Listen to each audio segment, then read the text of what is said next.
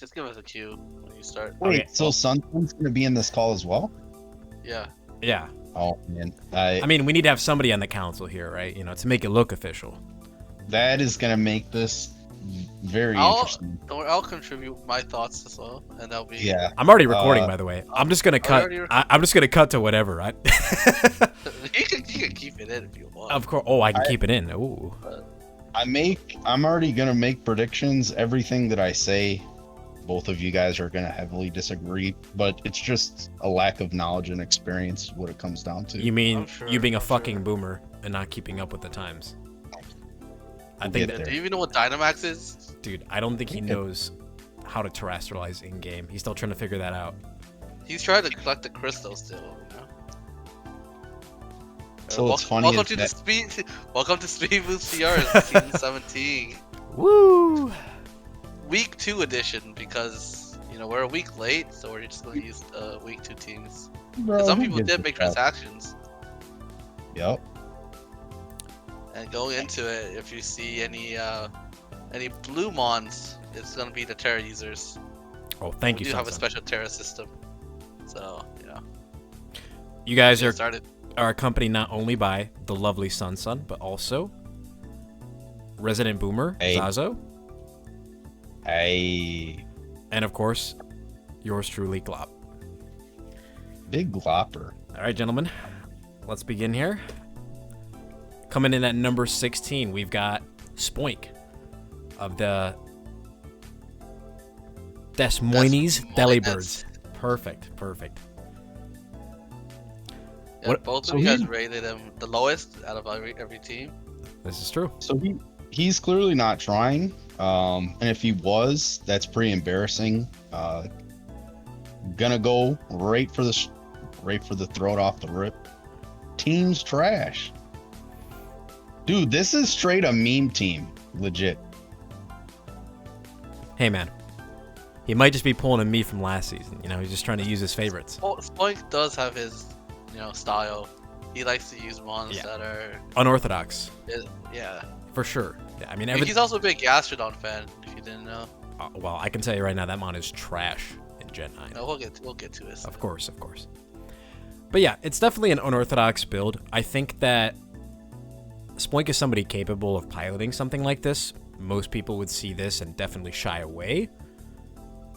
There's potential. The Terramons are pretty interesting, and they can be good in their own right. However, it feels like the team doesn't necessarily have a sort of mode or a game flow. It just feels like a lot of mons that were thrown together with type synergies, question mark. There's a lot going on here, but I think this might be a situation where the cook went a little too far. This team is so bad that the differences between the third best team, the fourth best team, the fifth best team, they're arguably the same team. This team is so different from the rest of the teams that it's not even of the same. Tell me why we had a free draft, because we had an unlimited amount of points. We could have gotten anything, any round, every, any Terra. And this dude got, super conservative side. Iron Leaves is the Terra, Aloe, Hippo. I do. He does want to use leaves. I know that. So that's probably a personal choice. But stuff like okay. Aloe, Momola, Oricorio, those round. He is a wheel. So he picked up round 5-6, which is rather early for these two. I say. So Definitely not the best options. in regards to the top 6, you kind of want to bring every week. So obviously the Double Terra, Enamorous, Glop's favorite Clickermon of Gen 9 of clicking, Goofy Moonblast. And what's funny is when you look at, and then of course Tinkatongue, when you look at that top 4, the last 2 every week kind of gets pretty funny because I actually do think in matchups where Armarouge is fast enough, then of course it's very super strong with special flare blitz thingy, close combat. Armor cannon. And so, yeah, I mean, Almost, it just ultimately just feels like it doesn't do enough. Yeah. Where, yeah, it just, in regards to how to win, outside of both Terramons, it's like, and maybe an Animorous, it's really like how do you win? Maybe get a Mickey win with an Oricorio if somebody's trolling, but I think one of the biggest issue here is that your top 4 offensive mons, right, all pretty susceptible to fire. And while you do have the Alomomola, Oricorio, Inteleon, things like that, there are a lot of modes and a lot of styles of this team that are just going to be incredibly fire weak. And I think outside of ground, fire seems to be one of the most potent offensive types in Gen 9, just in general, with behemoths like Chi-Yu, Iron Moth, Volcarona, things of that nature. A lot of teams kind of just get snuffed by that. This is definitely one of those teams. Because if you're not bringing a Lomomola, you're going to be very fire vulnerable. Otherwise, you're kind of forced to do like a Water Terra or a Fire Terra on either Gambit or Leaves, which aren't necessarily bad. They have their merits, the big one being that you can't be Will-O-Wisped. But ultimately, it feels like it's going to really restrict what you can reasonably bring to a match, right? So if the opponent has a lot of strong fires, a Lomomola almost always has to come. So that's almost always going to negate the possibility of Hippowdon Houndstone, any kind of synergies like that from these, lower mons in the roster. And I think it's going to really restrict what Spoink can do with the team. Whereas Gambit and Enamorous are typically mons that are like very flexible in what they can do, both offensively and, utility-wise. They're going to be really restricted, which I think is going to really hurt the performance of this team. Even if Aloe comes some weeks, it's gonna be like a setup fodder, because it can't really do much, especially when you're against like a Terra Volk or like Terra Moth. They're just gonna Terra into like water, and then you're just stuck there doing nothing. And other things to really look at is when you look at the purpose of drafting each mon. Oh wow, Alomomola being set up fodder. That's, you talk about me being the boomer. But really, like the strengths of certain mons, it's like Alomola could be solid on certain teams, but it has to be very hyper specific where Wish is super appreciated. And with this, it's really only King Gambit that really truly cares about it. And King Gambit is such an annoying mon at times, but when it's your centerpiece where King Gambit is the first and foremost team member, it's gonna be a pretty trash. King Gambit's actually gonna be a pretty trash mon on this team, because the first thing that you prep for versus Spoink is gonna be King Gambit, and when you can completely invalidate it, aka never lose a sucker punch, and just get the outspeeds, then I always feel like King Gambit can be really annoying when you have to prepare for the other things, and then you have to prep for King Gambit, then you have to make a couple gambles and things like this. But I mean, it's, if you can stop King Gambit and somewhat guard versus Moonblast, it's gonna be a pretty easy win, because like you guys were saying, like you can just bring normal Pokemon and it just completely smashes this team. Like Volcarona, you can bring 20 different sets. Of course, there's Oricorio that actually does guard versus that, but like generally speaking, like most Pokemon can run just normal sets and just blow entire loads into this team. Ayo. All right, next. You say Oricorio beats Volcarona until he shows up with Calm Mind instead of QD. True. True. Coming in at number 15, we've got the man, the myth, the legend himself, Zazo, captain of the BBC Kings. Glop, are you disappointed with how my draft turns out? By the way, this is a trick question, so answer however you'd like. I am, frankly. There's only one reason. It's that Gastrodon, bro. I told you that thing is booty cheeks multiple times in DMs, and you proceeded to take it anyways. You fell for the Gastrodon Gambit, and I think you're going to pay heavily for it. So obviously none of that means anything. And a lot of things that people value is also outdated. So, for example, with this team, Is removal outdated?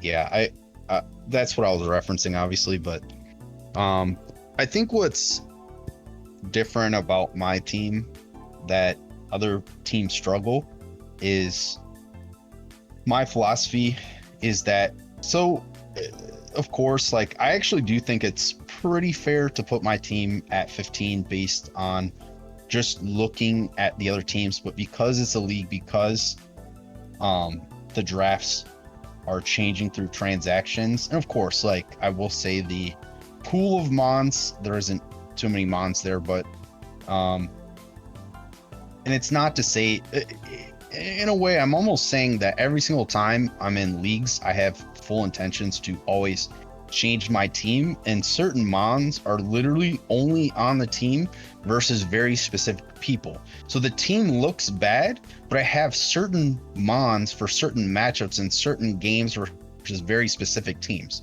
So it's a trash team, and probably overall really not that special, but that's a lot to look at in regards to my team of why it definitely looks very weird. I do see what you mean about specific mons for matchups. Like, there are definitely times where Gastrodon can have some merit. I just think that there's some vulnerabilities when it comes to the handout of Trailblaze to just about every damn mon on the planet.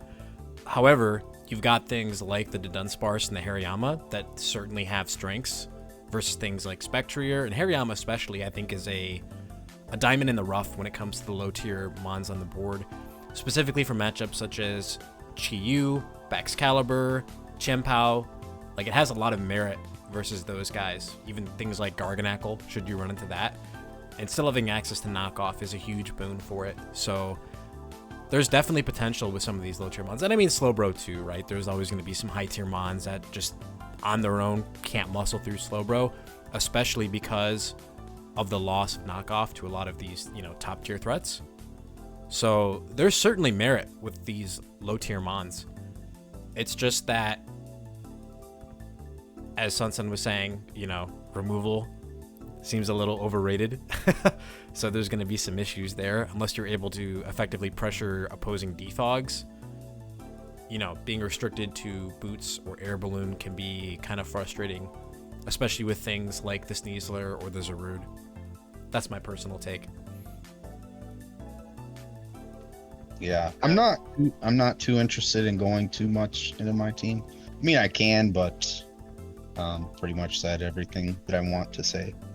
And I will say so. Other factors in regards to team building or draft analysis videos is people never look at or evaluate, because it actually does take a brain. So people aren't able to do this part, which is what for where they were in the draft, how did each team do according to where their placement was in the draft. And so right. what I mean by that is almost like, okay, what are all the teams, and then how did they do based on their certain prices. Who cares about my team? But I will say, when it comes to certain people, so specifically one team that both of us like is Hacker's team. I think Hacker deserves that one spot because based on where he was. Spoilers. Yep. Hacker, based on where he was and what he was able to do with kind of like an awkward, it wasn't a horrible draft position, but it's definitely not ideal. It's like 11th pick, which is, yeah, exactly. And so what I'm saying is, like, when you have a very good draft in a less ideal spot, it's, that's what we're talking about, is what I'm referencing. But anyways, yeah, so sure. Overall, got goofball mons, but one of my favorite things about this team is that I'm going to be changing, of course. Like, I'm not a big fan that you only can change your Terra Captain once, because that technically hurts me, because there's, like, if I can change a Terra Captain every week, like I would, but of course you can't. And yep, couple fumbles. And I will say with the Gastrodon, I never intended in having it for the entire season, so there you go on your little Gastrodon thing. I never intended to have it for the full season. I will say, I think that Tornadus has a lot of potential, specifically because, like, first and foremost, adding a lot of special offense for this team, but also the value. Like, it's only 8 points, and for the speed tier and the power that it brings to the table, it's actually quite a good pick. So I do. And it's got a more reliable stat, Right, yeah. So it's got a lot going for it this generation. Obviously, losing Defog and Knockoff is, quite a fumble for it. But otherwise, it can still do everything it wants to do on the special side. So yeah, I would never use it for Knockoff or Defog. Well, right. maybe Knockoff, but talking about different terrorists, like ultimately, it's not really that big of a spoil. But I'm kind of thinking about. I have a decision. Do I want to make that Tornadus Terra or maybe commit to Garchomp? And I think Sneasler, you always have to make a Terra, but Zarude may not have a permanent place. It definitely won't. And then it's just, okay, because I feel like part of the reason why Tornadus, like the good Torn, quote unquote, is so expensive is because when you make it Terra, you almost run the set that the cheaper Tornadus does better because it's stronger, which is Nasty Plot 3 attacks or something like that. Of course, it doesn't have regen. But in regards to just clicking Terra Nasty Plot 3 attacks, this Tornadus outclasses it than the Torn T. So, yeah, a lot to think especially about. when you consider points, too. Like, you get a lot more in the package, so... Which would come into play more if we were awarded 105 points over 120. True. But points don't matter with this because we got so many. 120 was way too much. SunSun, any closing thoughts? No, you cover most of it. This team's just gonna be, just fill in like the slot. You bring Chomp, Zaru's, things every week, and then you fill in the rest with the puzzle pieces that you want.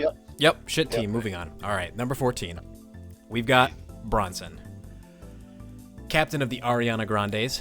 Beautiful logo there. This team is a big cheese wheel. That's what I think of when I see this team. He just wants to set up with something and just win on the spot. And then he's just gonna keep doing it until something works. More than half of the mons here are complete cheese. Now, the Terra Captains are great. I mean, they're very lethal mons, right? Can definitely snowball and take over a game very quickly, and obviously, Cyclizar facilitating that is a huge boon. But in terms of the sort of traditional roles that we want to see filled on a team, whether that be speed tiers or, certain defensive typings, there's a lot to be desired in regards to that. And so this team has the potential to just run over people, but the same also applies where it can just be run over because it can't respond to certain threats and certain walls and things of that nature. So I don't think it was caught in the audio, but essentially how the rankings came upon, Bronson's 14, but even though I put Bronson at 11, Glop put it at 12. How the fuck he got to it's in the algorithm, goofy shit, right? Anyways, so realistically, like Bronson has somewhat of a average team where of course, like cheese snowball stuff, but this team really came super close in becoming one of the best teams, but I mean, he ultimately fucked up. As soon as he got the Gengar, the whole draft was ruined. Semi trolling because Glop is a big Gengar fan. Well, but not so much a big Gengar fan as I am a fan of having a viable poison type in a metagame where T-Spikes are arguably the best that they've ever been. So having a mon that can just come in and absorb those pretty reliably is really, really nice for a team.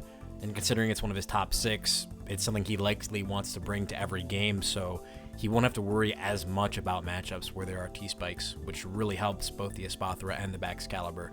Because if they can afford to not run boots, that lets them become much, much scarier, in my opinion. Yeah, so one of the biggest fuck ups is he needed to drive something with immediate power, which on this team is Gengar. So it's like, okay, right? So it's like, all right, so Espathra, you pretty much know what Espathra is going to do. Hello? I'm still here. I think SunSun dropped. All right. Anyways, yeah. So in regards to the preparation process, it's when you can afford to run stuff like Whirlwind and Taunt and things like this versus Bronson's team, whereas let's just say Armarouge was like a faster Pokemon or something like that. Like if you had more Pokemon that you can't like Shiyu, right? Let's just imagine Shiyu somehow was on this team. You couldn't really afford to fuck around with like teeter-tottering with the setup when you also have like immediate pressure too, and that's ultimately where Bronson failed. And you talk about my team as like the fill-ins, like straight up it doesn't like Magnezone, Vaporeon, Crocodile. Like Crocodile's okay, but it really doesn't feel like it. Honestly feels like the last 6 Mons are almost like not even on his team in a way. They're fillers, but they're not ideal fillers. Not for what you're trying to do with this team.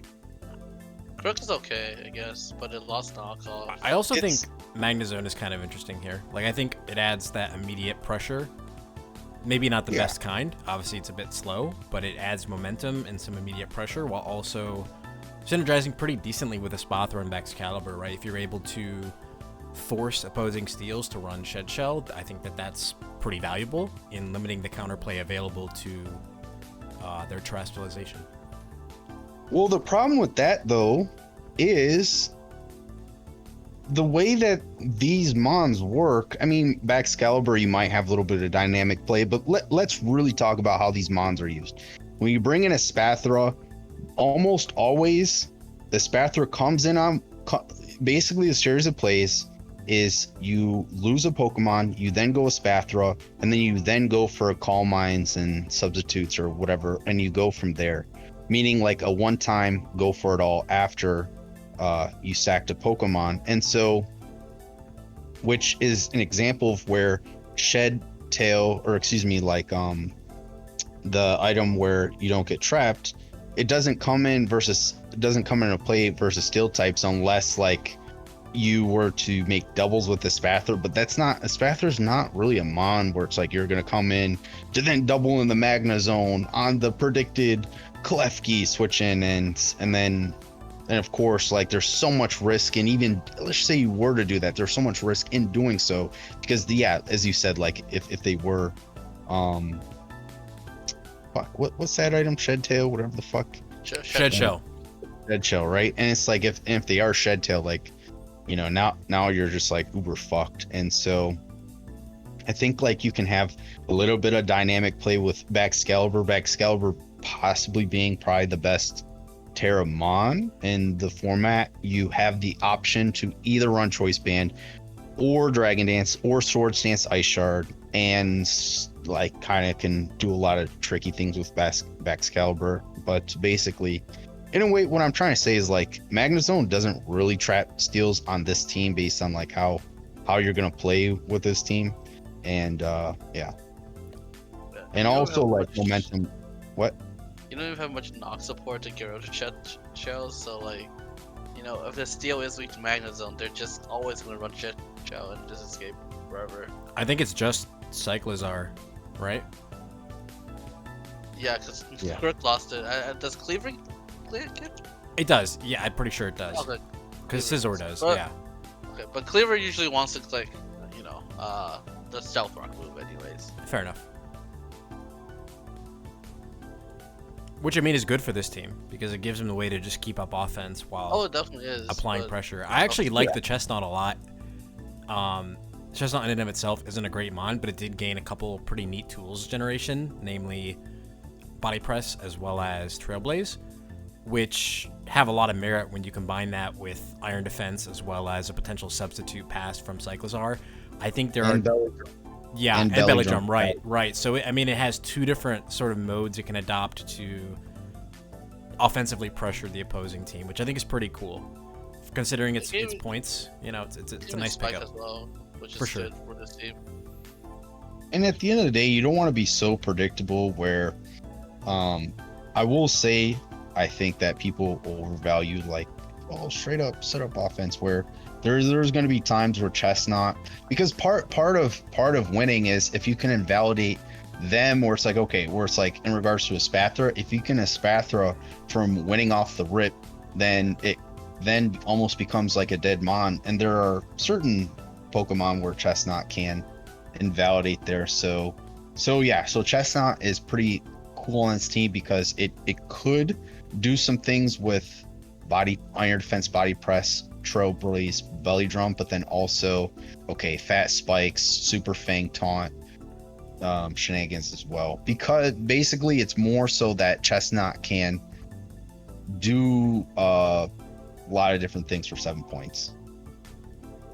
Right, and I think it's always pretty important in a metagame where ground types offensively are arguably the best they've ever been to have a pretty solid grass type that can respond to them. Now, obviously, things like Lando Eye are going to be a lot more problematic, but being able to respond to things like Great Tusk, Ting Lu, Meowscarada, because look at dude, like imagine you had a face like a scarf Meowscarada. Of course, like play rough is annoying for acrobatics Chestnut as well. Yeah, well, you can't run acrobatics if you're choice scarf. I mean, you can, but like a goofball.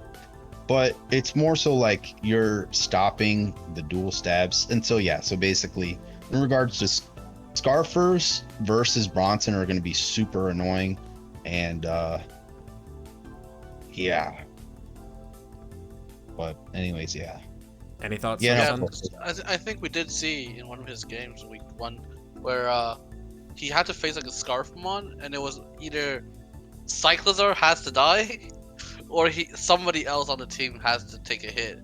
Yeah, which is like I didn't even watch week 1, but like literally like you can see like Espathra weak to Scarfers, Baxcalibur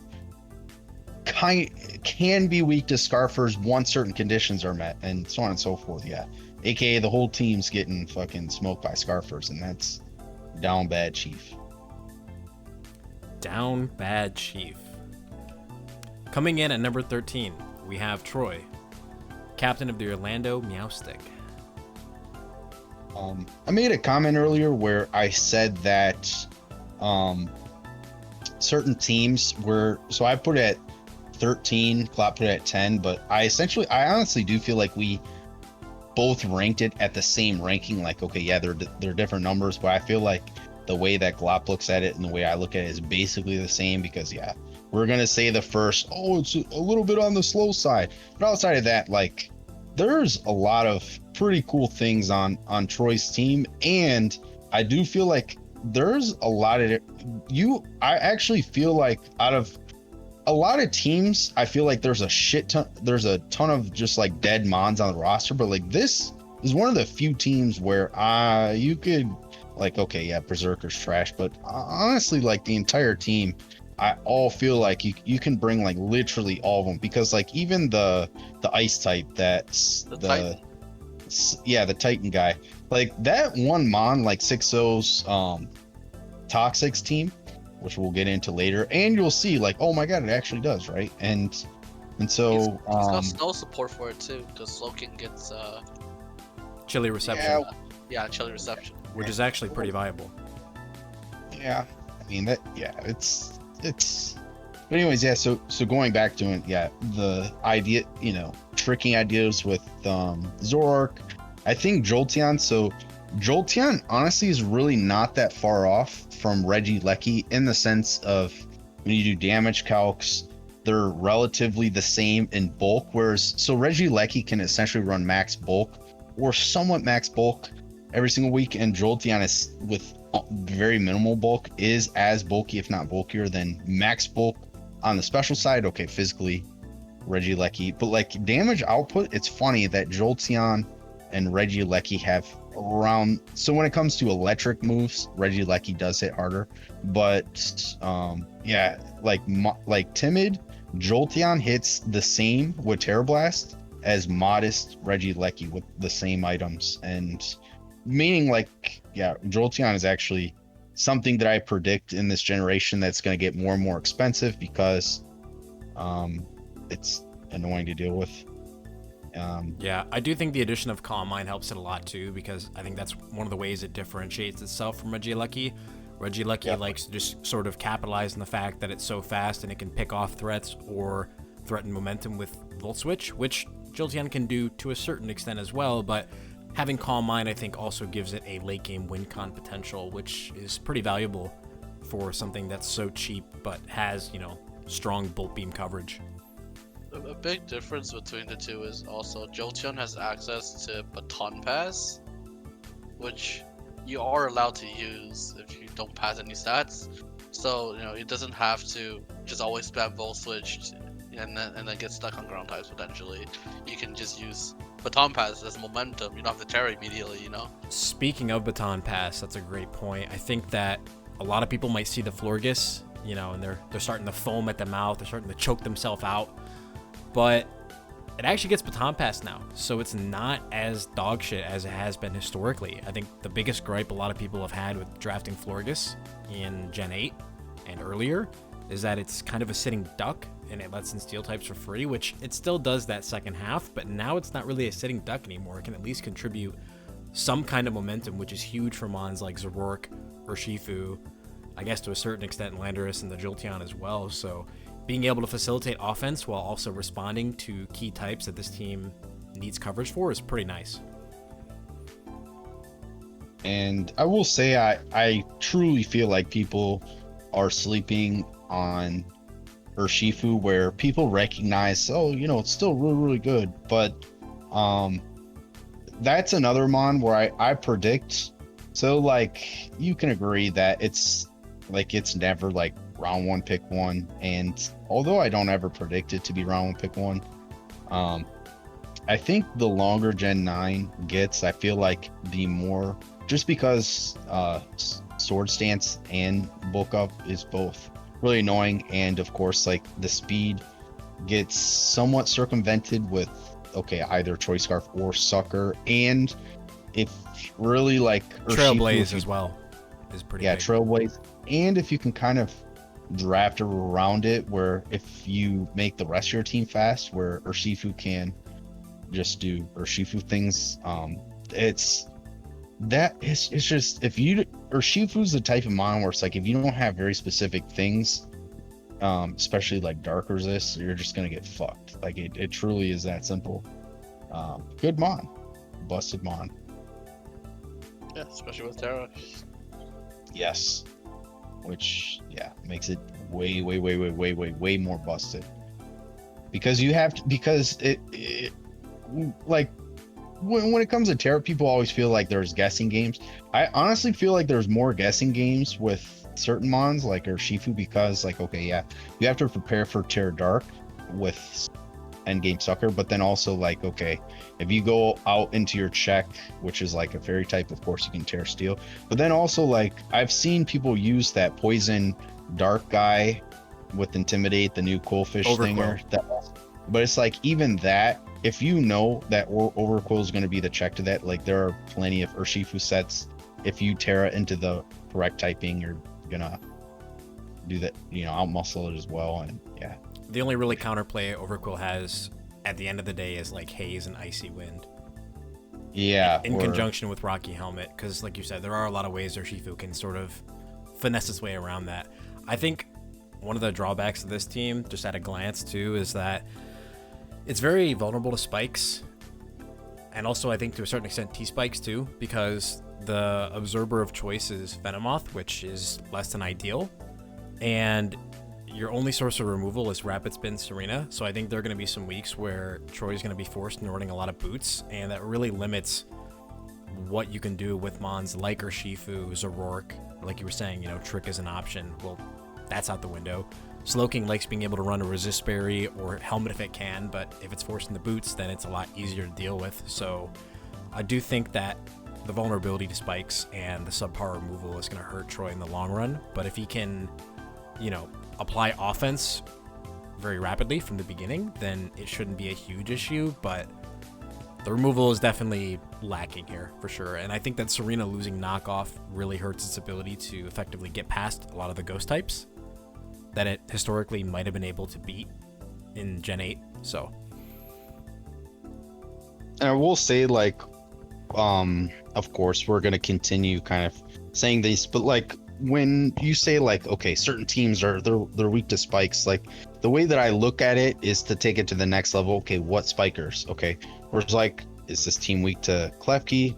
Not really, right? Like it could potentially be, but not really. So like I can see like a spiker like Meowscarada potentially being annoying because it has the speed tier, because Troy, one of the advantages of this is that it's a somewhat balanced team, so it's Troy's going to want to make pivots, and because like if it's Meowscarada versus Urshifu that is not terror because it's Jolteon, you're threatened out by play rough, so you have to go out into like Florges, but then that's a spike opportunity. So anyways, I guess what I'm trying to get at is certain teams that may look like they're weak to spikes, there are only certain spikers they might be weak to, whereas like other spikers. But I will say actually there's probably a lot of, because like I feel like this team is a little weak to Greninja doing that. So yeah, I feel like Troy, I will agree that he's definitely weak to spikes because there's a ton of spikers that he's actually also weak to as well. It's only like semi-weak to spike. We are back. I will have to section the two different segments, but we are back to recording, and it should be fine now. So do you want to talk more about Troy's, or you just want to say fuck that dude, snoozer team, move on? That's crazy. No. I think there are defensive spikers that can be an issue too. I think you're overlooking things like Clodsire. Like Clodsire sits in this whole team and just puts up spikes all day long, pretty much. Tinglu can do really well against. You gotta, yeah. So like when it comes to like defensive spikers though, so like my team, if we relook, my team's more weak to defensive spikers because I literally don't have removal, whereas like he does. So like, it's yeah, one mon, like, okay. But it's only one mon, and it's rapid spin. Well, no, he just said, oh, you're referencing Serena. Yes. But it's more so to say that when you're slow spikers are slightly less ideal because yeah, you're bulky and you're gonna have opportunities to set up spikes. Like Serena can always like spin. It really comes down to if they have a ghost type or Terra Ghost. And going back to like Ting Lu, right? It's like Serena, you come in on Ting Lu every time, set up spikes, and if they don't have ghost, you then spin, but then you can create in a way, it's weak to spikes because even though Serena always gets rid of spikes, every single time you rapid spin, they go Iron Moth to then Fire Move, or well, let's just say Heatran wasn't there to then Fire Move. But anyways, yeah. Okay, sure. Steam's weak to spikes. Whatever. All right, good talk. Moving on to number 12, we have Ethab, captain of the Nashville Predators. My boy. Yeah, that is my boy. So, do you face him this season? I don't recall. My schedule it's kind of uninteresting. Yeah, so would you then say that the DGBA staff is very lackluster? I would. They're embarrassing, yeah, because they had the potential to rig some of the matchups of all time. You know what I mean? Like the sets that everybody has been wanting to see for the longest time, but they just skimped on the opportunity. I know, and you thought like they'd be going in the right direction, but right. We're still seeing Glop versus Ethan B in 2023. And Glop versus Zazo, right? Glop versus Gypsy. Yeah. Like, these were missed opportunities. You know what I mean? We could have had the second stream IRL. Yeah, it's pretty embarrassing, but I guess we'll make through. We'll just have to make do with Glop versus Hacker. Nobody wants to see that. So I will say in regards to, I actually think that, so like going back to, okay, I have him at 12, you have him at 9.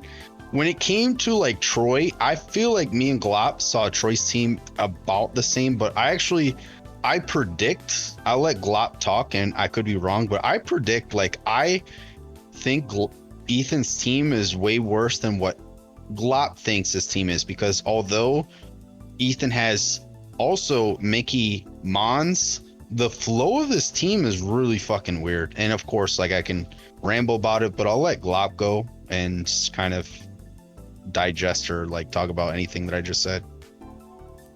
Yeah, I mean, the flow is definitely funky. I think that when you look at this team, at first glance, you can see that there's not a lot of coherent moving parts. It's very all over the place, but there's definitely potential with it. I think that one of the nice things this team has is that you probably won't have to really worry about a lot of setup threats. Gen 9 introduced a lot of big, scary setup threats, like, you know, Excalibur, things like that. And having two different unaware mons is pretty nice, in my opinion. Halu? Yes, shoutouts to Halu. However, I mean, the offensive mons, I think they work together well, like, pretty well.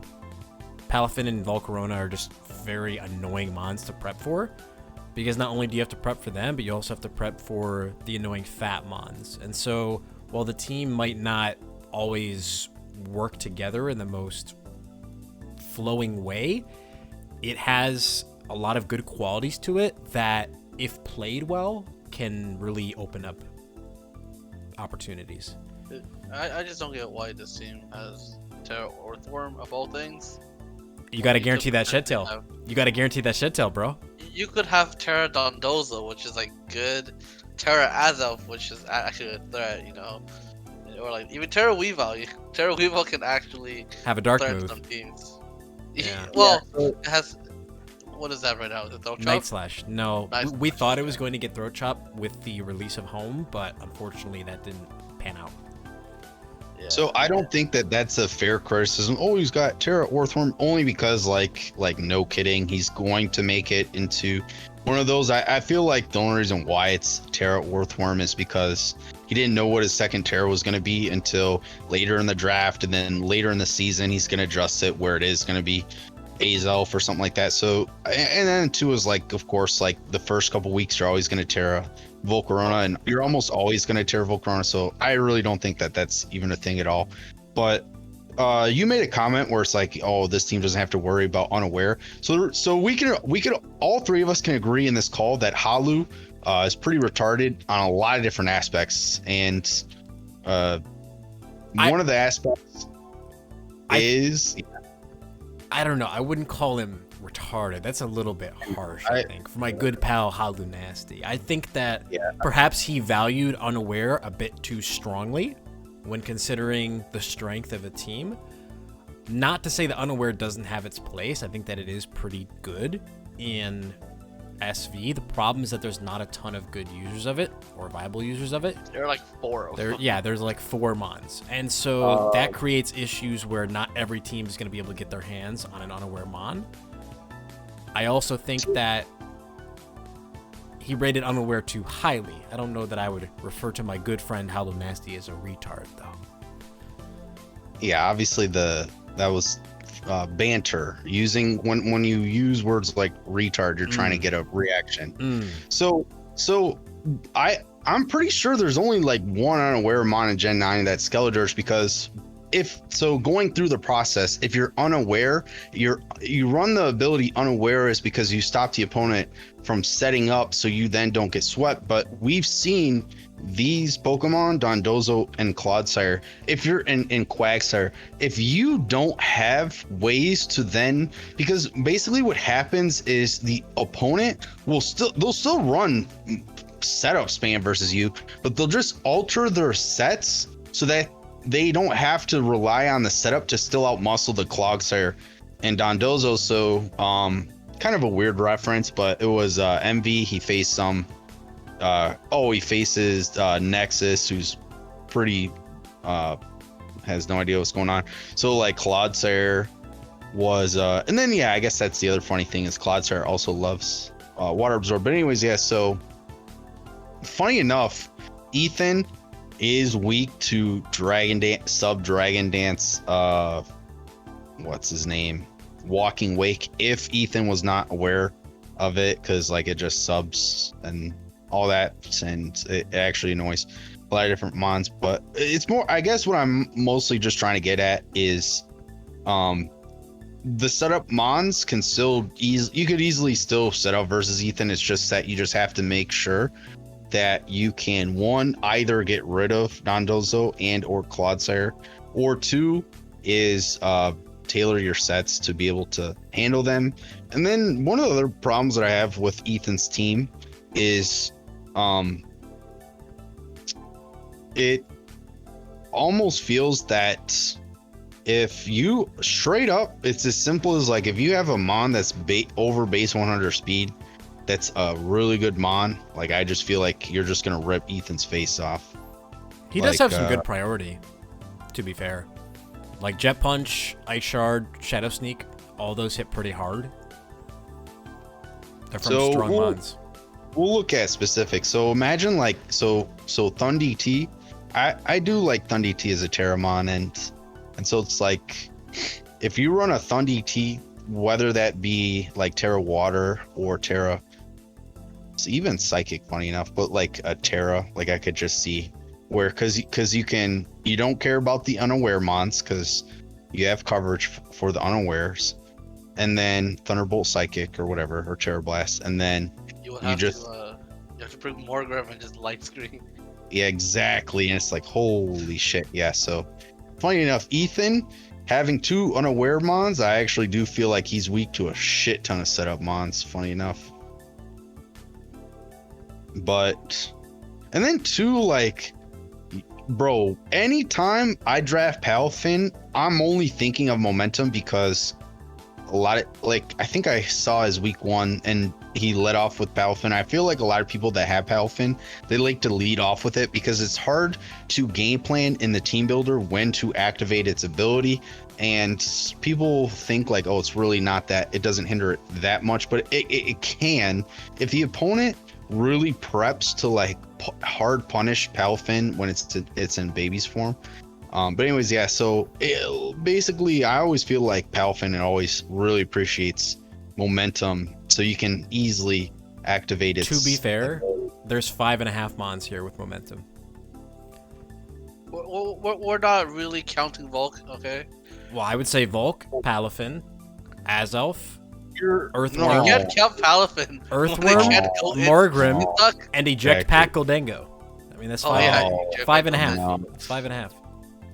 Dude, I'm gonna throw up. Holy shit. Dude, there's really 2.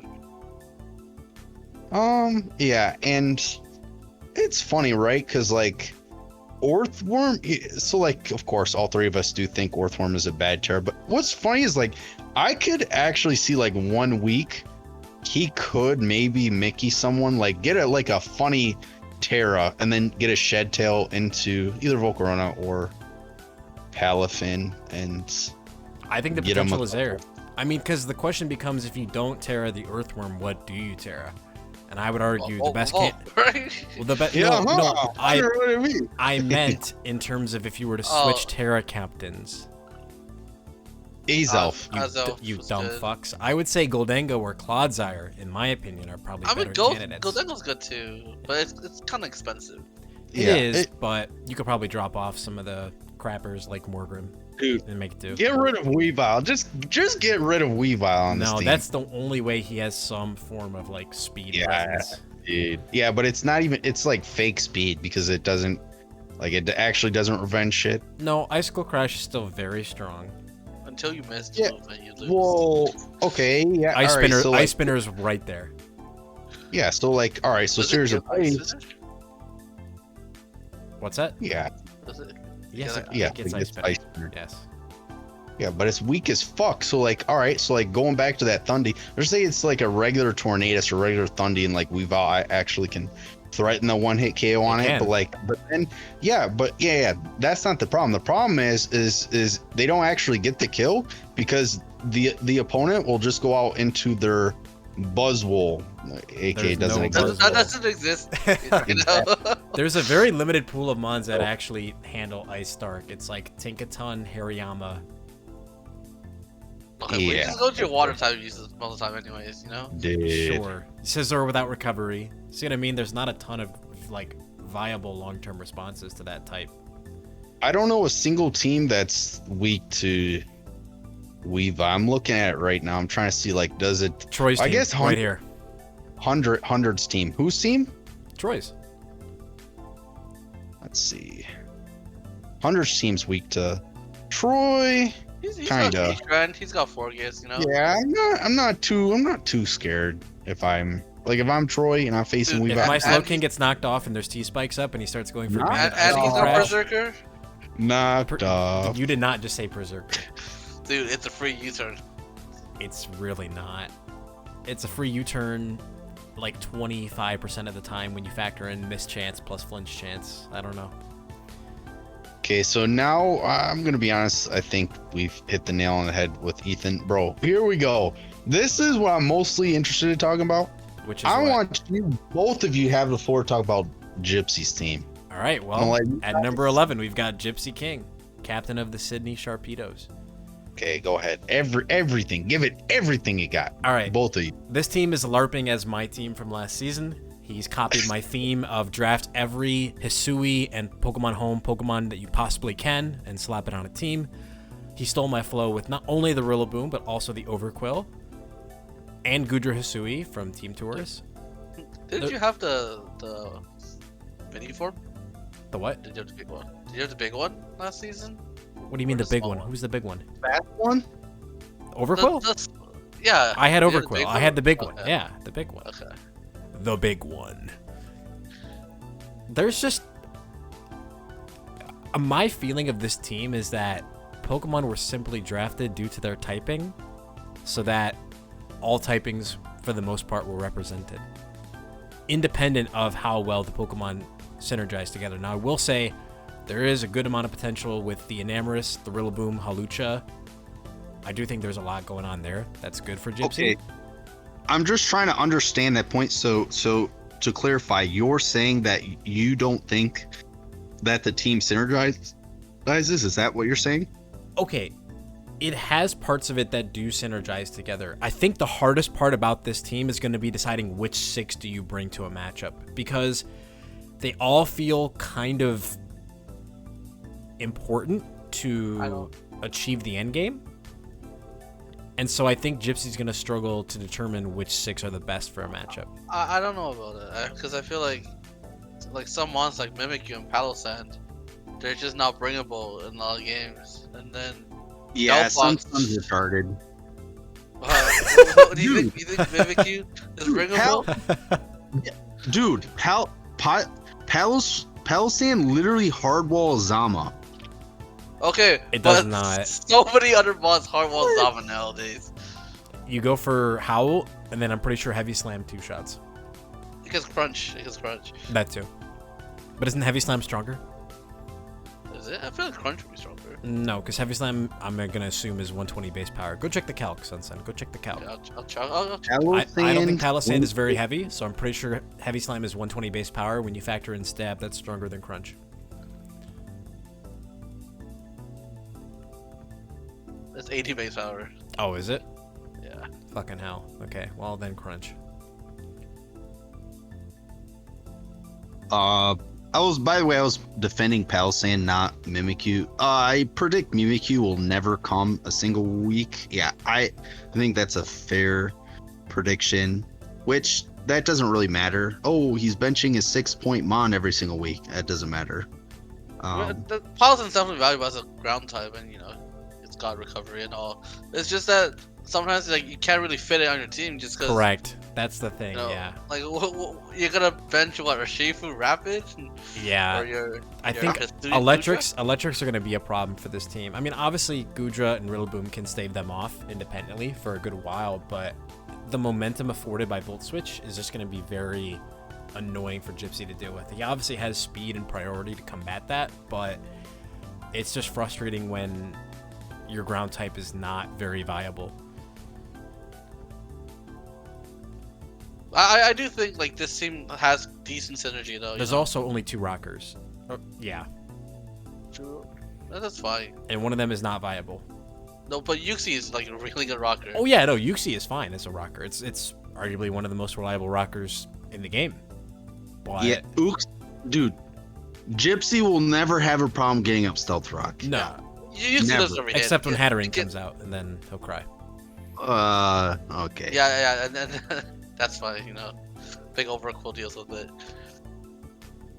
Yeah, I think this team doesn't lack synergy. Like Rillaboom, Halucha. I think Terra, Lucky, and Raptor Stray like pairs pretty well with each other. And then like defensively, Enamorous Therian and Gudra Hisuian are like really good fits for each other, you know? Yeah, no, I mean the type synergy wise, there's a lot of complements, which I think adds to the value of the team. It's just that, and I mean there is potential with like Uxie going Rain Dance with Damp Rock, and then that opens up, you know, Thunder from Regieleki, makes Urshifu a lot stronger, gives you Swift Swim with Overquill, gives you Hydration with Gudra, so you can viably run Rest and have, you know, some pseudo recovery, which is nice. So there's different modes. Like the team, I guess one thing I do like about it a lot is that That one doesn't get hydration. oh, it doesn't? No. Oh. It Drat. gets shell armor. Fair enough. There's like the Mons are pretty flexible in the sets that they can run, so it makes it hard to sort of account for everything that this team can throw at you. So I do think from that angle it's nice. And also I rate Delphox highly. Not because it's hot or anything, but because it's actually like it's strong. Jesus Christ, dude. And because it's strong. I mean, Nasty Plot is a huge advantage for it. Also, getting Focus Blast this generation is pretty big. And the speed tier is like very troll. So all of those things work into Delphox's favor. Like we were talking about earlier with, you know, those teams that are really weak to fire. Like if Gypsy matches up into Spoink, Spoink is going to have nothing for like Choice Specs Overheat. So he's going to get Spoink cooked. already loses to Regieleki. That's true. So guys like SunSun, they're still learning the ropes. One of the advantages of going back to like obviously Delphox is very strong at 7 points. You're not really gonna prep too much for Delphox because you're okay. First and foremost, you have to prep versus Regieleki first before anything else. Then you prepare for Urshifu and then kind of go from there. And by the time you go to Delphox, the way that you're gonna prep versus Delphox is like, okay, we'll have the speed tiers for it to have stuff that outspeeds, but I really don't predict too many people to have like, okay, I need something that switches into Fire Blast and Psychics and stuff, and that's where it's gonna get annoying. And then you gotta remember, Grass Knots on Delphox are very strong because of grassy terrain. I actually do predict Rillaboom comes every single week because Because it's a good Mon.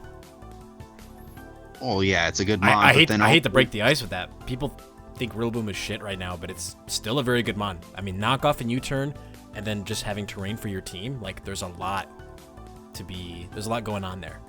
So, and it's still strong as hell with Woodhammer. So. Yeah, and mostly like I think what people don't realize is so Gypsy's going to be able to beat a lot of people this season because they're not going to be able to break this team 100%. So like you're going to see, this is offensive meta, this and that. There's going to be a lot of teams that aren't going to be able to break Gypsies. Well, that's my I guess hot take. And it's a hot take because it doesn't look like a super fat team and it's a Gen 9 offensive meta, and that's really not a thing. So I mean, it has good fat components, and it's got good synergy type-wise to cover, it's got a slew of threats. But like the monsters are fat, but they just don't have innate recovery. There's also, I think, a big issue is like the speed on this team is like all over the place. You got like that is messy. Yeah, you got really fast Aleki, and then you drop down to Halucha, which, to be fair, with grassy terrain or just close combat White Herb can, really turn the tables speed-wise. But then you drop the Delphox, and then everything else is like chilling at like 50 speed or 80 speed. That's of course. That So that's gonna open up a lot of adamant and modest potential, and it's like, well, I can't be faster than Regieleki, so fuck it. Let me go modest. Let me go adamant. Speed creep is going pretty easy, for the most part. There are only so many tiers you have to prepare for. But that's what I'm saying. Like, if you say, like, for example, okay, a Lucky or Shifu Uxie is probably going to come to, you know, a good, we'll say, like, 70% of all matches. That's where I think it's really tough to select what do you do for the last three. You know, if you don't bring Gudra, you open up weaknesses to a whole, you know, myriad of different typings. If you don't I'm pretty sure Gudra's coming every week too. If you don't bring Overquill, you become kind of vulnerable to T-Spikes. Shifu doesn't appreciate it, nor does Aleki. Aleki mostly can run boots, so it doesn't have to worry about that as much, I suppose. But obviously, Rillaboom's not going to like that. And if you're a choice item on the Delphox, then, you know, you're weakening yourself to rocks and things of that nature. Also, there's the removal is just Aleki, is it not? I guess Halucha has Defog, so with Moldbreaker, that's nice too. But... And hold on. He also has stuff like Magic Coat, Uxie, Taunt users. Oh yeah, no, for sure. I mean, there's really strong Taunt users here. So it's not like the Hazard game is completely dire or anything. It's just that, I don't know. There's potential, and obviously with a pilot like Gypsy, I don't think it's going to be a huge issue. But I think this draft, in my opinion, this is like the epitome of someone's first time experiencing the Paldea draft, because it's, especially in a 16-man draft, it's hard, man. It's hard to secure all the components of a team that you want. And so sometimes you kind of just scramble together some random guys that, you know, they look right. They cover the types or whatever that you need. But it's going to be a question of how do you pilot that, and that's going to determine, you know, the efficacy of a team like this. Any closing thoughts, SunSun? No, for the most part, I like this team. You know, I think it's just we're just going to see how Gypsy really optimizes, you know, some of these mons, because he does need to optimize, you know, these mons if he wants to beat some of the other teams. And spoilers, I think he'll bring good mons with good sets. What do you think he'll bring for week 2? I still have to finish prepping, so I'll get back to you. Yep. Alright. When that happens later tonight, when I face him. Moving on to number 10. You have yours truly, Mr. Glop himself, captain of Glop is Plop. You want to start this off? No, please. I'd like you to take the stage. So when you think of like guys that are the definition of snoozer, this is it. I mean, you thought Glopper was entertaining, and then he gets round 1 pick 1 Chanpao. Dude is mega snoozer. So anyways, so going into the seriousness, I think what's really funny on this team is there are people like Halu that was mega dick riding, Hisuian Lilligant, and a couple of people like that. I'm gonna be honest, I want to see more sample size out of it to truly see how good that is. And in a way, like, I feel like that in a way is like the most important mon on this team, because okay, obviously like Chanpao, it's gonna get a million fucking kills, like no shit. Sam's gonna get up a million spikes. Bronzong's gonna fucking choke on dicks. That shit's gonna be trashed. Dash Bun's gonna come one time and be like, okay, that's a G check. It's weird because Dash Bun is like the fire immunity is like really cool on it, and it does wall a lot of different things, and it's really annoying. But in a way, even though it can wall a shit ton of things, there's so many things that also abuse it, so it gets kind of weird really fast. And and then of course, like, I think also when we talk about Scarfers, like, I think Glop's team is really weak to Scarfers, mainly because I think Zapdos has to be the pivot unless we see a lot of bulky Sams. I predict that Zapdos is going to be the check to like Scarfers a lot, but I think Donphan on this team is really important. I think Donphan's even better than Cinderace on this team, even though Cinderace helps with speed, because you can't always use Chanpao for speed, because a lot of times that's going to be your like end game guy, or you don't really want to use it for revenging because maybe you're choice banned and you want to take Stealth Rocks. And of course Cinderace really can annoy teams with court change if you bench Donphan and they were to get wild. But yeah, I just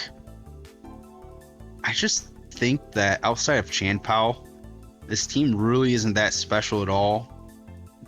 But if it was, it would be because Hisuian Lilligant does go overtime, and yeah, I don't know. Just what really makes this team a top 5 team, Mr. Glop? Well, I'll tell you about that, Mr. Zazo. So, Okay. I've heard what you said. There's a lot of valid points to it. One point I will never agree with, though, is the strength of Scarfers versus this team. Something that I had in mind when I was putting this team together is, of course, the nature of the meta in Gen 9, and the fact that priority is pretty much king. It's very difficult to get your hands on very fast mons, as you and I had discussed. Excluding Screamtail, I think there's only like 11 mons on the board that are faster than 110. So unless you're able to get your hands on multiple of those, it's going to be really hard to keep faster threats in check. But that's not something I'm ever going to have to worry about with this team. And the reason for that is that I've got viable Scarfers in the form of both Cinderace and Samurott. Yep. And also, I have priority for days. I've got Ice Shard, Sucker Punch, Chanpao, Aqua Jet, Sucker Punch on Samurott, Sucker Punch, Quick Attack on Cinderace, Ice Shard on Donphan. So I've got... Yes, a fuck ton of priority. But yeah. I will say, okay, where it gets kind of dicey is... And also Static Zap. Like, you can't just go for U-turns for free versus this team. You always have to keep in mind that every time you do, you risk your Scarfer just becoming crippled. So... Yeah, so... I guess almost what I'm trying to say is... I'm more so gonna talk very loosely, but I guess what I'm saying is there's gonna be weird positions where the opponent will have like an Enamorous, and you can't really pivot Bronzong because you need it for like a Spathra. I guess that's too loose, but kind of personally disagree with that, just because I have Cinderace that can run like Assault Vest or Boots and just be a fat set. Also, there's potential for AV Dragalge as well as the Bronzong itself. Bronzong is the only reason Bronzong is here. I'm not a fan of the mon personally. The only reason it's here is to give me a secondary rocker, and also so that teams can't just run Terra Dragon plus ground coverage. Because without the Bronzong, and I guess to a lesser extent the Dash Bun, my team could be kind of susceptible to Dragon types, right? I've got the Water, Fire, Grass Core, or the Electric type in Zapdos as well, and none of the top 5 resist Dragon. So without a good anchor versus Dragon types, it could get pretty annoying. And that's specifically why I drafted both Bronzong and Dash Bun, because it covers, you know, them being able to run just Dragon Ground coverage and fucking up everybody. Yeah, with how like few fairies there are this gen, some people can get away with just running Terra Dragons, and then like if you run into like Ethan's team, right? Or, like even like not small, Bronson's team, like Terra Dragon just like crushes them. Even if it's Steel type, like they can still be vulnerable or to like the ground moves or fighting moves, For sure. But like for me personally, I feel like this is the team that I'll be very comfortable piloting, and it's got a lot of components that I like. 2 knockoff users, plenty of viable ways to get rid of hazards, and mons that really love and appreciate the spikes that Samurott puts down. I think the biggest ones being Chien-Pao, Zapdos, and Cinderace. When you think of the mons that want to try to respond to those threats, they're almost always grounded, fat mons that do not appreciate losing their boots and do not appreciate there being 3 layers of spikes up. So, this might not be everybody's cup of tea when it comes to a team, but I think that there's a lot of potential with it. And it's also one of the faster teams across the entire board. And I think that that's going to give me a lot of flexibility when it comes to the sets I can run. And just having all that priority is really, really valuable into circumventing opposing Choice Scarf users. So, yeah. So I've kind of hit the nail on the head. What is funny because so here's the thing about your team. The most important things of Gen 9, this team is easily one of the best. Okay, like you said, priority, hazard control, natural speed tiers, knockoff. Knockoff. The things that are very valuable in Gen 9, this team does very well. So I can understand, and of course, like anytime you have that, this team will always have a high floor, but that's what the reason why I keep referencing Hisui and Lily is going back to the ceiling of teams. If Chien-Pao has a tricky matchup, are you like I feel like this team will never be able to like Mickey teams.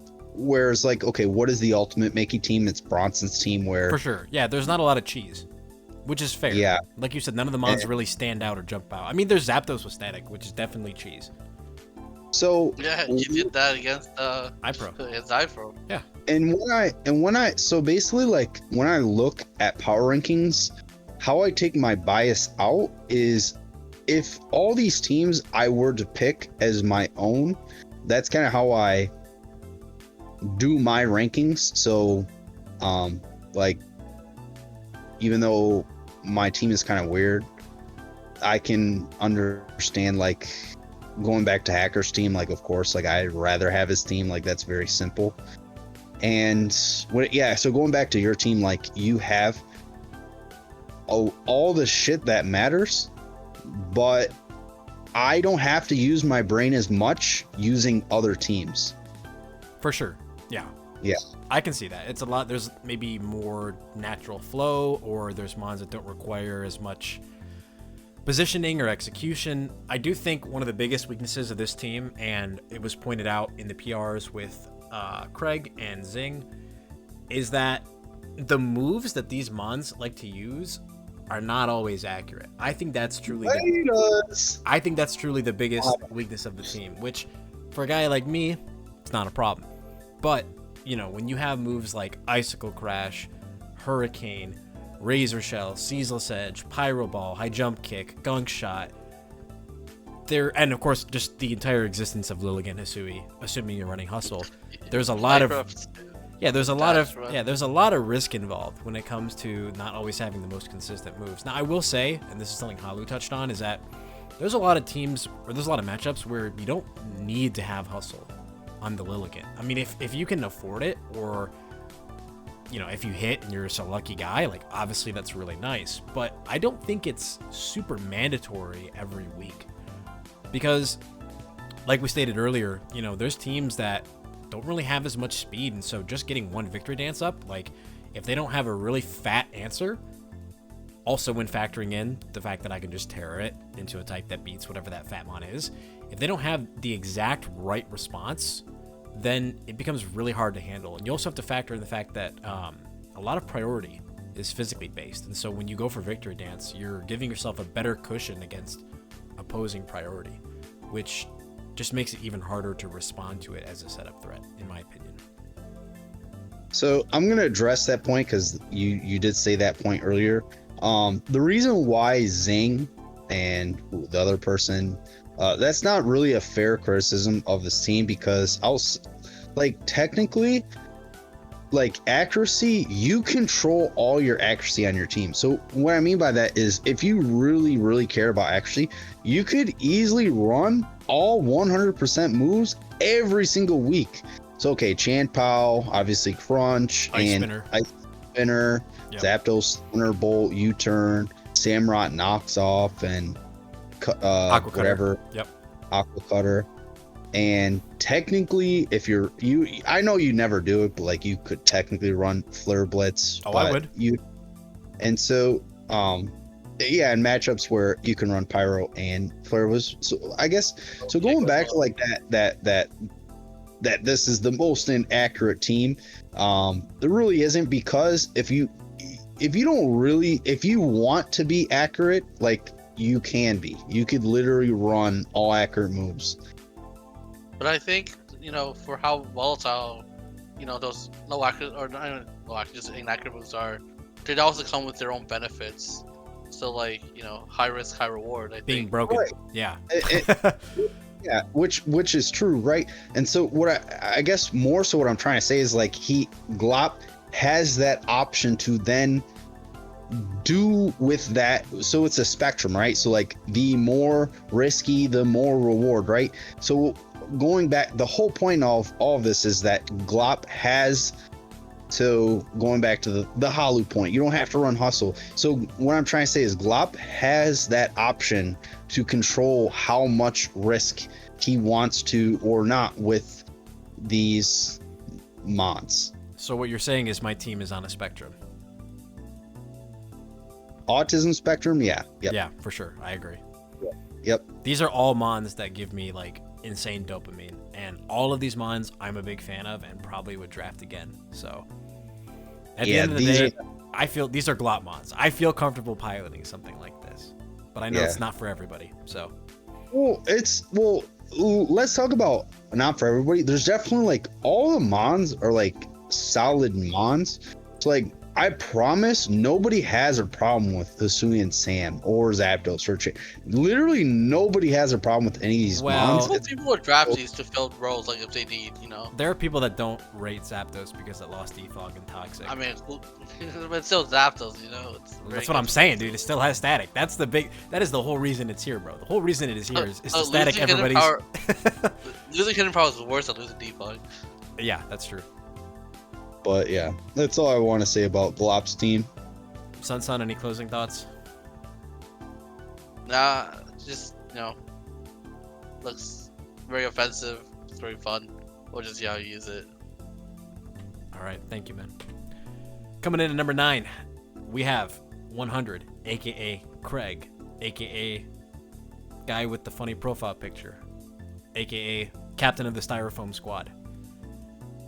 We both ranked this the exact same, which I find interesting. Yeah, which is like, and it's ranked 9, even though I know it's like, oh, it's base, bro. It's number 8. It's number 8, and it does feel like an 8. So in a 16-man draft, I will say though, the score on this team was tied with the 8th place team. Yeah. Anyways, yeah. So this does feel like the pinnacle of an average draft. Not to say that this is like, oh, this is like a mid draft, but it's more so to say like, okay, top division with everybody using their brain, and what is the average draft of everybody using their brain. And it became, this makes a lot of sense because there's really cool stuff about this team, but then there's also kind of like weird shit. In my opinion, this team at a glance is just a refined Bronson team. It's like, I still think this team is incredibly cheese-based, but it has components that you would want in a sort of well-rounded team. It's a very character team, Okay, here's the difference. Bronson started off hot with his top 3 and then just mono fumbled. 100 fumbled his first couple picks and fucking bailed his ass out with the rest of the team. You like the Tatsugiri? Yes. That's some good removal, man. Don't sleep. Don't sleep. That is his only removal, yes. Yeah. Which is a better removal than Toad Scroll. That is true. Well, it's yeah. Sushi. I don't think that's saying a lot, but that is a true statement. Yeah. Well, it's not saying a lot, but it's like, it's going back to like the hollow shenanigans. Oh, every team needs to have unaware, which is like, that's not. There's literally only one. Well, unaware. It was impossible to do that in this gen, like literally. And so, yeah, because there's only one unaware mon in Gen 9. Which is there's Crocolore. There's Crocolore right there. Okay, Crocolore. And so anyways, going back to, yeah, Toad's Cruel, not a high standard, but that is my point, is that most removal is like the fucking Toad's Cruels and like shitters. And yeah, the fact that Donphan's probably like one of the best spinners in the format. So Donphan's solid mon can like spin decently, but it's more so to say like, yeah, it's not. So Tatsugiri, for what it's worth, like it probably, Tatsugiri is probably like the 7th best like spinner in Gen 9, around there. No, I don't think I agree with that personally. I mean, you have to go down the list, right? Like it's Tusk, and then I would say probably Treads. Well, there are the 3 Donphans up there, you know. Yeah, then Donphan, and then also Quaquaval. Regieleki. Yep, we're gonna do this. Who else? Yeah, that Reggie's kind of cool. So yeah, you got the Tusks. Yep. Well, just the whole Donphan family. Quaquaval. Yeah, Quavel, I'll give you Quav. Copaleki. I'm not. Torko. Nope, not gonna do Reggie. Can't do that. Serena. Nope, not gonna do that. Torkoal. Nope. Torko. Torkoal. Nope. You think Tatsuki is better spinner than Torkoal? So obviously Torkoal's better, but at spinning, like I can't say that Torkoal is better, because like it's more so, I guess, first off, how many times have you really seen Torkoal go overtime in Gen 9? And 2, it's like, how many times have you really seen it spinning? All it needs to do is spin and put the sun up, and it's done its job, in my opinion. Yeah. You can even put rocks up on sun if you want to. Yeah, you know? yeah. Anyways, yeah, so we're getting a little distracted now. But yeah, Tatsugiri's pretty solid mon. Yeah, nobody so ever. The thing Oh, true. The thing I really wanted to talk about is the round 1 Spectre at 22. I feel like Hunter got bailed out so hard that we had way too many points at 120. Bro, if we had 105 and you drafted 22-point Spectre, bro, this team would be trash. Yeah, and maybe ditching Electros later on. Well, that's easier said than done, right? It's not. It doesn't always work like that, where it's like, oh, you just take off 15 points off the team. It's usually not as simple as that. But yeah, I guess what I like about this team is, if I were 100 and I were to bring the Tauros, Mew, Grimmsnarl, Salmons, Spectre, and then filler for the 6th every single week, like I feel like that is a very consistent, annoying team. And this team is a lot different than Bronson's, because, in my opinion, because okay, what are the biggest differences? Spectre is something that you can use early game, mid game, and late game, because, right? So like, let's say your specs, you can use Spectre at any point in the game, where it's like Espathra, you can't. Espathra is like a one-time use type of guy. Salmons can be multiple different sets. You're paying 19 points and it's a Terra 4 Moxie Dragon Dance, but it can do other shit. Mew is kind of a one-time use, I think, as well. I wouldn't say one-time use. Well, like, it has no recovery. But you know, I still think like Terra allows it to potentially come in multiple times. Sure. And just It still has hazards and everything, which is nice, but I think one of the biggest things that differentiates this team from Bronson is that there's more viable cheese potential. So webs, like Masquerain plus having Spectrier is pretty nuts, right? So your choice scarf attempts, are gonna get fucked over, and then you actually have a viable way to like spin block with Spectrier. So I think that is pretty nice synergy wise. There are definitely going to be weeks where he's going to bring the Masquerain, where people have shit removal. So versus Troy, the webs are coming out, and then I predict that he doesn't bring Masquerain versus what? Versus Troy? Versus anybody. I think Masquerain will definitely come out. Do you think he will bring it versus you? I think he'll bring it versus Zazo 100%. I don't know if I face him, but we'll see. Well, I want you to remember. Right? Okay, no, it's not theoretically. It will be coming out. Okay, we'll see. You better DM me in like 2 months from now or whatever the fuck. Yep. And if we see no Masquerain, what do you owe me? He's gonna lead with he's gonna lead with max HP, max Spadef, with Intimidate, with Mental Herb, and he's gonna get the webs up. Do you have to buy me lunch if Masquerain never comes a single time? Okay. Oh shit! I agree to that. I think it'll come out. I think once he's like secured playoffs or he's feeling feisty for a matchup, or like if he plays you, he's gonna bring it out 100%. Why would he not? Why would he not get up webs versus the guy that has no way to get rid of him? That is like the given. No. Like that is so free.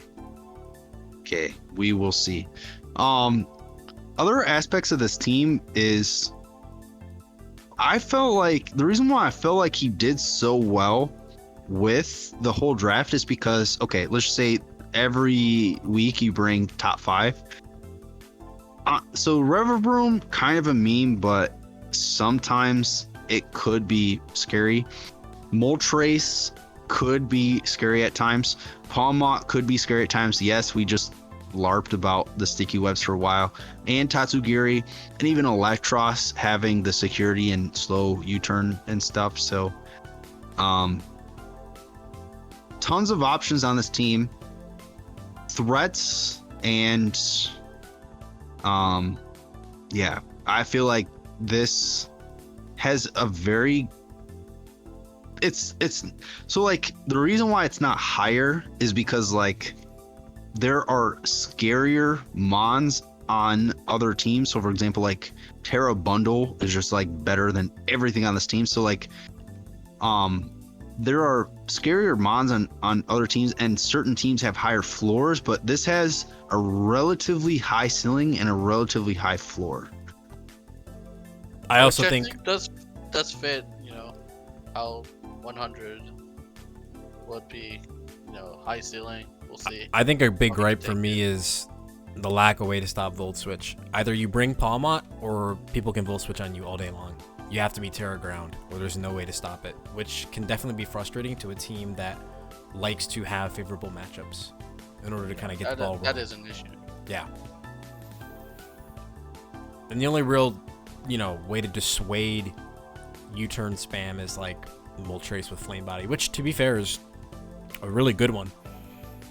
But then you're putting Moltres in the team, so you're probably losing out one of your big offensive threats, or you're losing out on a way to respond. Like, I like Tauros because, like, Tauros in this team, I think, is honestly the cornerstone of this team. Because it gives you not only a way to keep up offensive pressure, but also a response to things. So having Intimidate to, you know, keep the offense in your corner is really, really nice. And it's also a way to respond to certain threats. When you combine that with it having priority, or the fact that it can viably run Choice Scarf, it really fills a nice role for this team. I think Tauros is the cornerstone of this team, and it really is the main factor, in my opinion, that puts it, you know, higher up in the rankings. Yep, good mon. It is, for sure. Very, very good. We moving on now? I think so. Genius X. So Number 8, Mr. Zing, captain of the Boston Bulldoors. So I will say, I think it's definitely spicy that you put Genius's team over 100. So, you know, we just it's funny, right? Like we ranked 100, like literally the average team, but like we had a lot of good things to say, and like no shit, it's not a perfect team, but like I am happy with what he did, and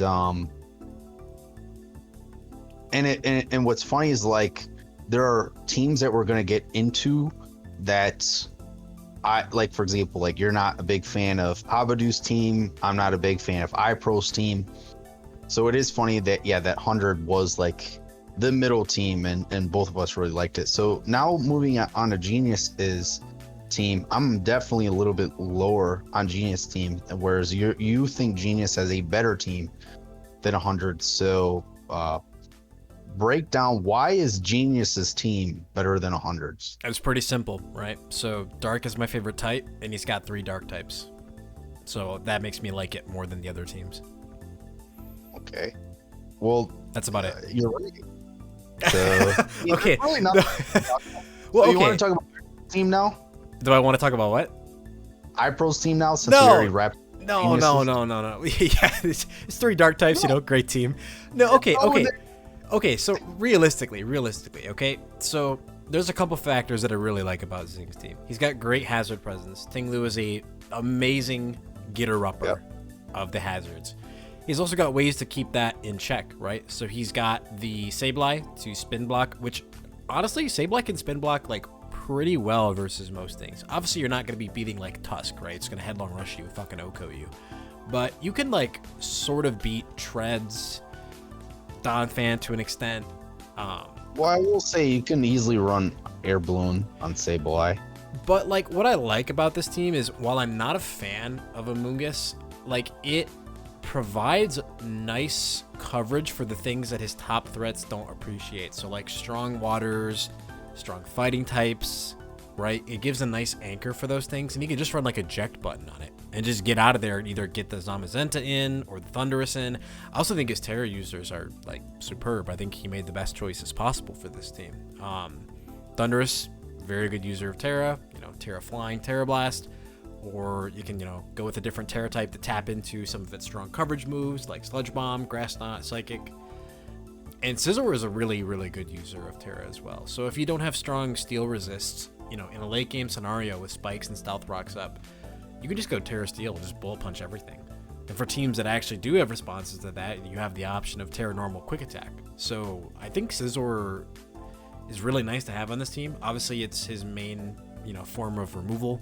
Komala's not coming to any game, so it's just there for. Don't say that. The Masquerade's coming. Kamala's not coming. Kamala's not coming to any game.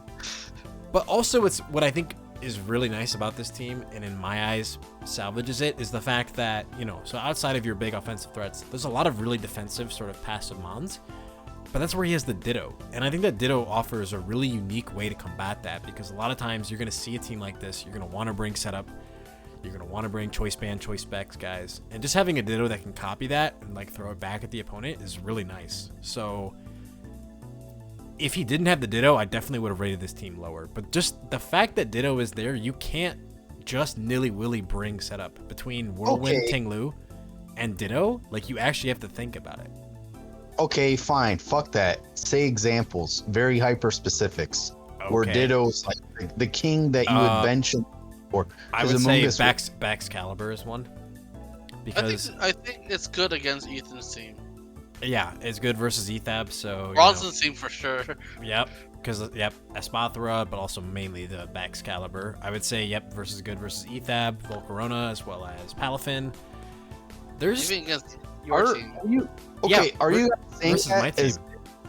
Okay, are you guys saying that as a Ditto 7th Mon? No, no, you would just, bench, either the Scizor or the Amoonguss or whatever. It just depends on the matchup, really. Oh, but Kazama, that thing's a fraud. Yeah. Yep. No, but there's also, if you think about all the fucking photosynthesis guys running around, Quark Drive guys running around, Well, you don't copy that. Well, no, but you can leave speed tie, which is fine. No, you can't copy the booster energy. No, but if you're Choice Scarf. Oh, okay, yeah. Yeah, you would at least speed tie. Is what I was trying to say. Yikes. Also, this team almost gets 6-0'd by Great Tusk, so having a way to copy if it's a bulk upset or a weakness policy set, having a way to turn that around is pretty nice. That's why the air balloon Sableye is coming. True. It also gives you like a 1 or 2 time pivot into Lando I, which otherwise is kind of annoying for this team. SunSun's legit laughing at Air Balloon Sableye when it's actually No, I think it's good. I think it's good against us. yeah. So Also the Jug. I like the Jug because it gives this team auxiliary special offense so that Thunderous doesn't have to do all the work, and having knockoff is really nice, and also it's a really good like anti-lead mon, right? So you could just send it out with the Quark Drive shit, and then you can go for taunts, you can go for knockoffs, you can go for strong stab moves, you have coverage moves. You can use it for momentum. I wouldn't, advise that, but he's kind of already got that covered between Eject Button, Amoonguss, and Thunderous and Scizor. But, the option is there. I think Jug is like, also speed tier wise, it's pretty nice, right? Especially with the booster, so it can be used as a way to revenge, certain speedy threats and shit like that. So I like the Jug here. I think it's nice. do you like SunSun's mom's jugs or? I'm a big fan of those. Yeah, me too. That's why I have the big fan role in the DGBA, because I'm a big fan of her juicy jugs. Yeah, so yeah, I mean this team has, the reason why I'm a little bit lower on it is because there are, so you said Scizor is a good Terramon. The way that I would describe Scizor more in detail is that it can be a good Terramon. So you mentioned an example where it's like, okay, they don't have a good Steel response, of course. Mickey, Bullet Punch, Terra Steel has wind paths. Same thing with Belly Drum and these things, but I will say that I feel like basically what I'm trying to get to is I feel that certain mons, because it's like, okay, Amoonguss, why do we never see Amoonguss in draft? Is Passive. Because they're, well, passive, and there are times where it can't do anything because like certain Pokemon will have like Sap Sipper, and so like, oh, they might not be immune to Toxic. But it's like, yeah, like one, you can completely invalidate Amoonguss. Like, okay, if you have like safety goggles, Corviknights and shit like that, like you can completely invalidate. So I guess what I'm trying to say, same thing with Zama. Zama's a mon that can be good, but if you have like body press responses, then it can not feel like a 23-point mon.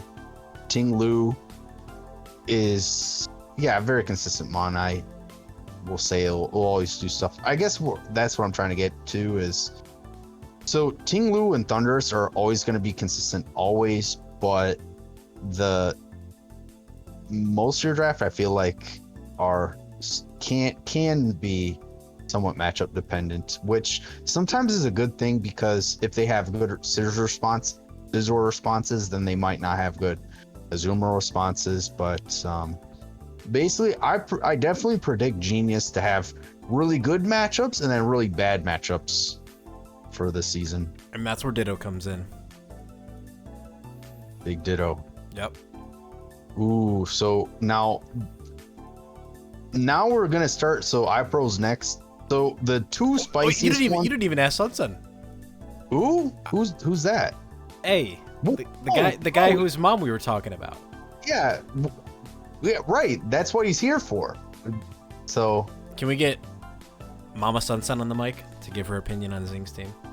well, then I'd let him on the mic. Yeah. SunSun, what do you think about Genius's team? I think it's got like good, pieces. But I think some of these, I don't know what Jugulus specifically does for this team that other mons can't offer. Cool dark type. Oh, he's got 2 of those already. Just another cool dark type. Dude, Yeah. Iron Jugulus has no correlation with Sableye and Ting Lu. Because Iron Jugulus, you get boost energy in either speed or special attack. That has nothing to do with Ting Lu or Sableye. Oh, that's not true. Jugulus and Sableye both share knockoff. And taunt. Dude. Phoenix is taunt too, right? Maybe taunt, but bruh, if you're running knockoff Jugulus, you're a real one. You really don't want if you're running knockoff, if you're bringing Iron Jugulus to knockoff, you really don't like items. Which I've seen DD Jugulus. But yeah. Yeah, I don't know. Like, I'm not a big fan of Zamazenta, especially on this team. But it's it's definitely like a one-time use thing, and like its ability to check things is a lot weaker than before. Body press is nice and all, but it does lack recovery and all that. Also got nerfed this gen. Yeah, it did. The base stats. Yeah. Oh, I was just gonna say Zama, it got nerfed and buffed at the same time because I think it got more nerfed than it did get buffed. Like the fact that it has Iron Defense Body Press, which it didn't used to have, and now it has additional coverage moves. Now it has like Stone Edge and stuff. Yeah. So although it did get, I'd say like a micro slight nerf because it also got buffs. So it's only like a slight net negative, just barely. Yeah, I'm just like mostly judging it from last season, where like the Zamas like didn't really do that well. But we'll see. It could be the user, it could be because people are just getting used to it. It's, to be fair, it's probably like somewhere in the average-ish, because it's like it's not Roaring Moon bad. But it's, yeah, I don't know. It's just really easy to wear down if you just bring helmet and bring spikes, because it's locked into an item. And like hazards are pretty good against this team. Just looking at it, both spikes and stealth rocks. Okay, so why is iPro have the best team, dude? He just does. Dude. He just does, bro. It's the best team. He's got an Awaremonn.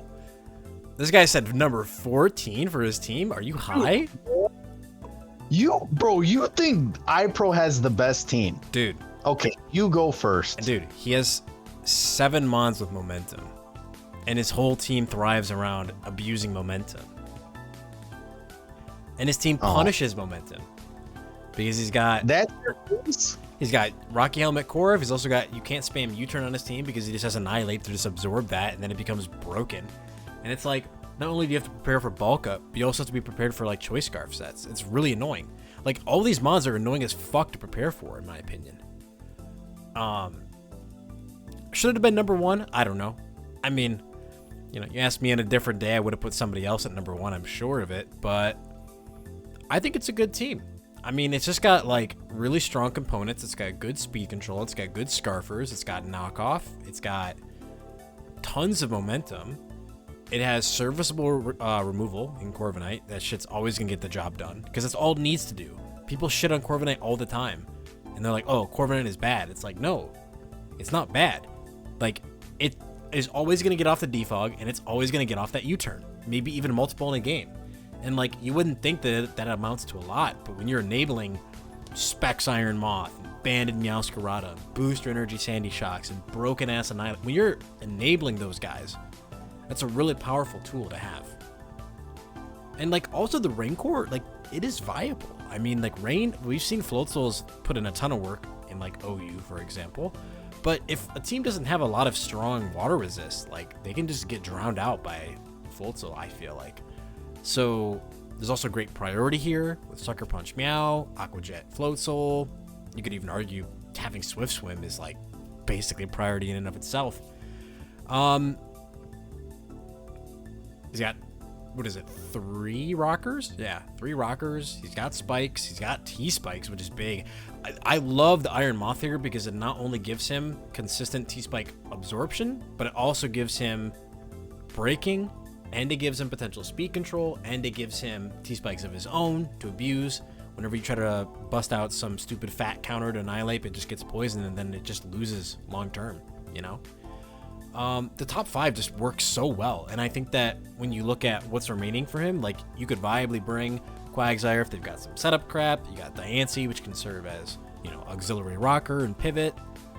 I just think, like, it has all of the things you like in a draft in Gen 9. It has all of those things going for it, and great Terra users. I mean, those are some of the 2 best Terra users on the board, in my opinion. Obviously, Baxcalibur is, like, the king. But you also have to consider where he was in the draft, too, you know? Like, he was dead last, I'm pretty sure. No, 15. 15, right. So almost dead last. And he managed to secure this. Like, that's I don't know how Iron Moth lasted to round 4. That makes no sense to me whatsoever. That one is very busted, in my opinion, especially with Terra. So, I rate the team highly. I think it's quite strong. I think defensively, this team could have issues with strong monks. That's true, but, like, in my opinion, it doesn't need to have the best response. You just U-turn out. You just go to Corvi and you U-turn out whatever threat, and then you put the momentum back into your court. The thing that people are going to struggle with is the fact that this team is going to dictate the flow of the battle. I mean, I experienced that when I played in week 1. Like, he was the one that was pretty much always going for the U-turns and the volt switches and crap like that, and I kind of always had to play on the back foot, and that's a very scary position to be playing in, especially when you're going up against an Annihilate, because if you're always responding to it, you're potentially giving it free turns to bulk up, you're giving it free opportunities to capitalize on your U-turns and just boost Rage Fist to ridiculous levels. It's a very oppressive team. It's like those top 4 are, like, so annoying to respond to, in my opinion, and they complement each other well. So, what I said about your team was I feel like the biggest determining factor for specific Pokemon was the Suian Lilligant. I think when it comes to iPro's team, Iron Moth is going to be how good of a Terra, because, like, no shit it is, because now it can actually hit shit like Heat Train and stuff. And being, you know, one of the coolest things that I like about iPro's team as well is that both Terras can also function without. So, for example, Iron Moth can function without having it be Terra. Annihilate can function as is without it being Terra. And of course, they both get a lot better with Terra because it gives Iron Moth coverage and it gives Annihilate defensive typings to take more hits and then boost Rage Fits. I mean, ultimately why I'm not a big fan of this team is because, funny enough, I just think that so many of these mons are underwhelming, which is, like, I already know. I'm not really trying to get into it, but of course, like, I think, like, Corv's not special, Quagsire's not special, Diancie's not special, Pelipper's not special, Floatzel's not special. It's funny because, like,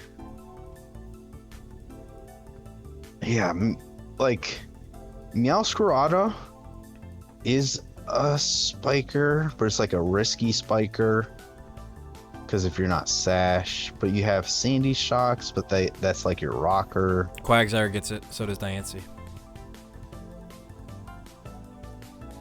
He's got That's down bad. That's not down bad. Diancie's a really good user of spikes. Either you're clicking baton pass with it or you're clicking spikes. So it's always making progress in one way or another. Also a good dual screen user, which he demonstrated week 1 versus me. Yeah. You give screens to Annihilate, and it's just, like, very cheesy. Yeah, of course. Yeah, screen. Yeah, bro, give anything that's a threat screens. It's gonna be fucking impossible to deal with. But Counterpoint: Iron Jugulus. Wait, what? Explain that. What are you saying? It's not broken with screens. Because Iron Jugulus is not broken. Yeah. Yeah. So,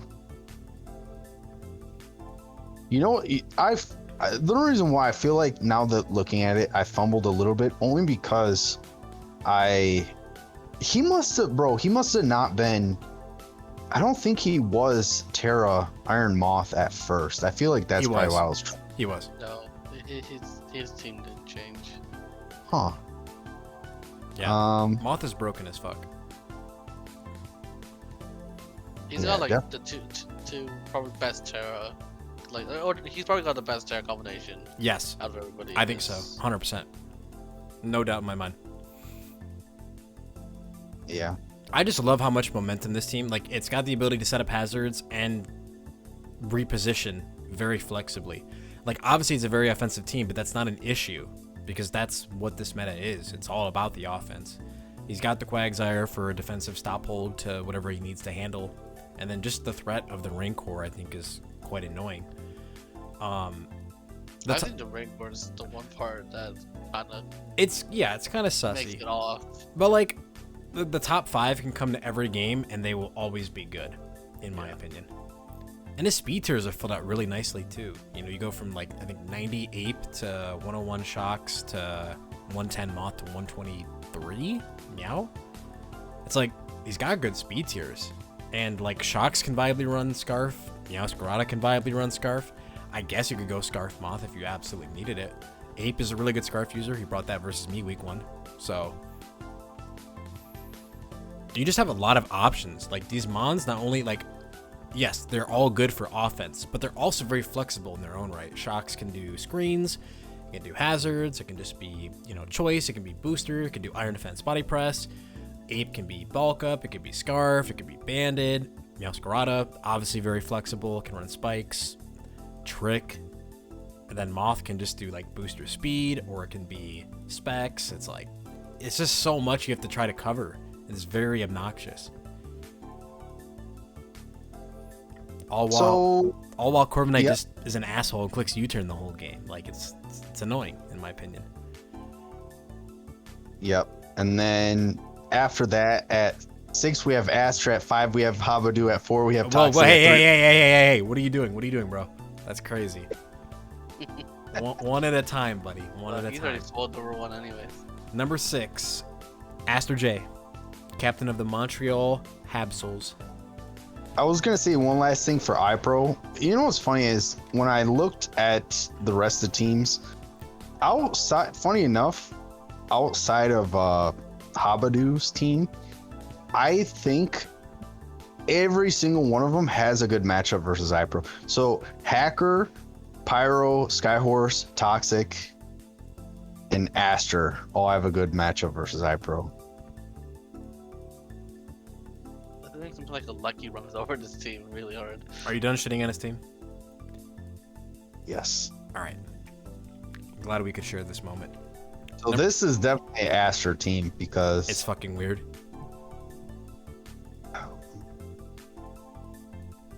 what weird. I mean, why? Because there's a Garg There's on some there. quirky ass Mons on this team, in my opinion. Well, I mean, It's not bad per se. bro, like going back to the spectrum, like yeah, like there's like Fortress and but it's they're only like slightly weird. I mean, for this gen, Fortress is alright. You know, it's a I feel like there's passable spinner. so in my opinion, one of the weaknesses of the team, not to be a negative Nancy, is the fact that a lot of like the key typings are kind of split amongst a lot of Mons. So it's going to be kind of difficult to choose what 6 need to come. Like the top 3 should always come. And I guess it's nice that you have things that can fill in for just about any role you might need. But it's like split out amongst a lot of different Mons, which can What's probably... this, the GBA? No. I'm just saying it might be a little frustrating to pick your 6. But they're all, like, independently, they're all, like, pretty solid Mons, I would say. I hate Mudsdale. You're never going to hear me say a positive thing about that Mon. But otherwise, every other Mon on this list is, like, either pretty decent or serviceable. So... Yeah, top 3 are really fucking good. yeah, for sure. But Jars too. Like Gonna be honest, I think Garg is kind of lacking without Terra, though. it is, but Because, like, obviously Cloak is going to be annoying for that thing, because you know it's coming. But I think that if it was Terra, you could very viably run stuff like Curse with a typing that they just can't break, and then you just, steamroll a game. But he doesn't really have that option now, unfortunately. Well, he does have the option to switch it later if he wants to. Right. We'll see if he does. I feel like I would either... I mean, you can make a case for either of these guys dropping off Terra. I feel like Thunderous becomes a lot worse without Terra. So I think if you did anything, you would have to drop Chi-Yu's Terra, put it on Garg, and then... Well, if anything, like if you lose Terra on Thunderous, it might just become like a momentum bot. Yeah, that's what I'm saying. Like I feel like T-Wave. Like Chi-Yu doesn't lose as much by losing Terra, in my opinion. It's still a Chi-Yu, Okay, I'm gonna admit that's a pretty annoying point. Is it's not Terra. The way that I look at Garg is more so, why did he draft it and how is he going to use it, rather than, I prefer Terra Garg. Because, so what does that mean? That means that when he brings Garg, it's going to be Stealth Rock, and Status Absorb, and Status Absorb, and be able to pivot, and, sure, maybe there's Covert Cloak here and there, but, guess what? If they don't have Covert Cloak, Salt Cure is going to be annoying, and a lot of the things that can have salt or that can switch into Salt Cure may not be able to switch into its other moves, because Garg is a very hard-hitting Pokemon. So if you try to use Gold Dango, that shit's gonna get smoked by earthquakes, and but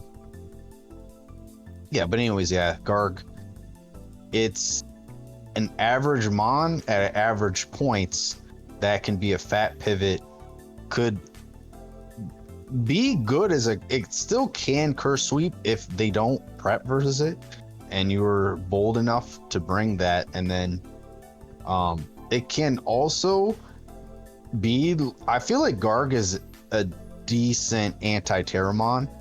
So we'll use a Espathra, right?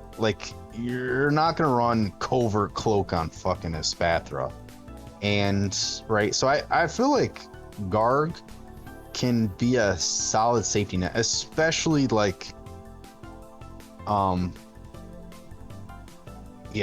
don't know, especially if they're not prepared versus it, I guess what I'm trying to say. And it's got a lot of cool mons on his team. I do like Isumi and Decidueye. That guy's kind of annoying because of the freaking defense drop fighting thing. It's fucking annoying. I like Slowbro a lot for this team. I think Slowbro is a saving anchor. Yeah.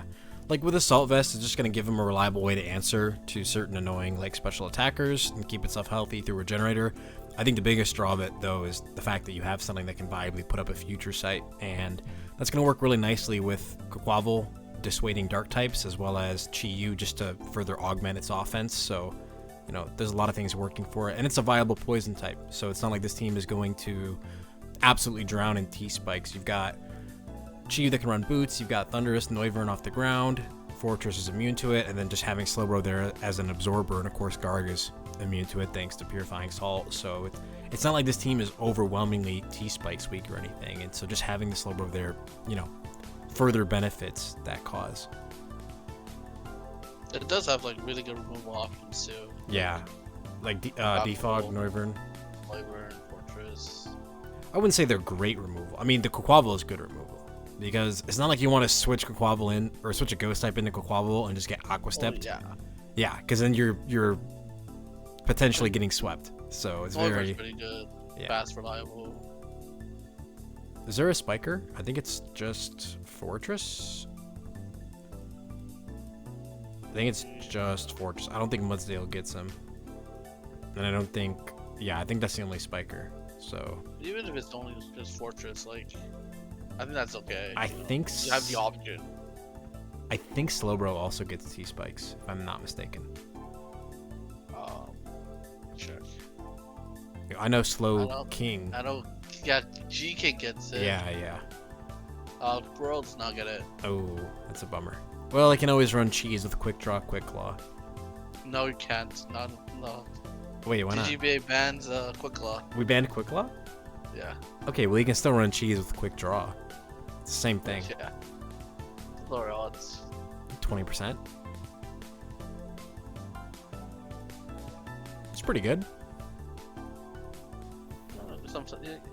If you want it. It's priority at home. 30%. Oh, it's 30%. Okay, it's a good start. It's a good start. Priority at home.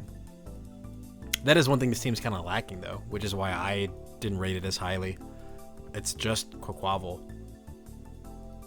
and Shadow Sneak, Sucker Punch, Decadooey. Those are the only two guys. I guess Quick Attack Sylveon, but that's not real. Yeah, I guess you could rely on like Prankster T-Wave. Yeah, but then you're throwing out one of your Terramons to T-Wave something, which is pretty frustrating, in my opinion. Loser. It's like last ditch. Yeah. All right, next. The king has said, we have Dude. Habadoo, Best captain, team. The next split. captain of the Gisborne Gengars. The best team in DGBA. Habadoo. According to Zazo. Glop, tell us why he is the best team and it's not even close. All right. The reason it's the best team and it's not even close is because his Terra captains are sexy. They're baller mons. He drafted Quillfish, so that's how you know he's real. He's got Lando and Rotom Wash, so Zazo's Boomer Brain is getting massive waves of dopamine rushing through it. He's got the potential for a well-played Beartic.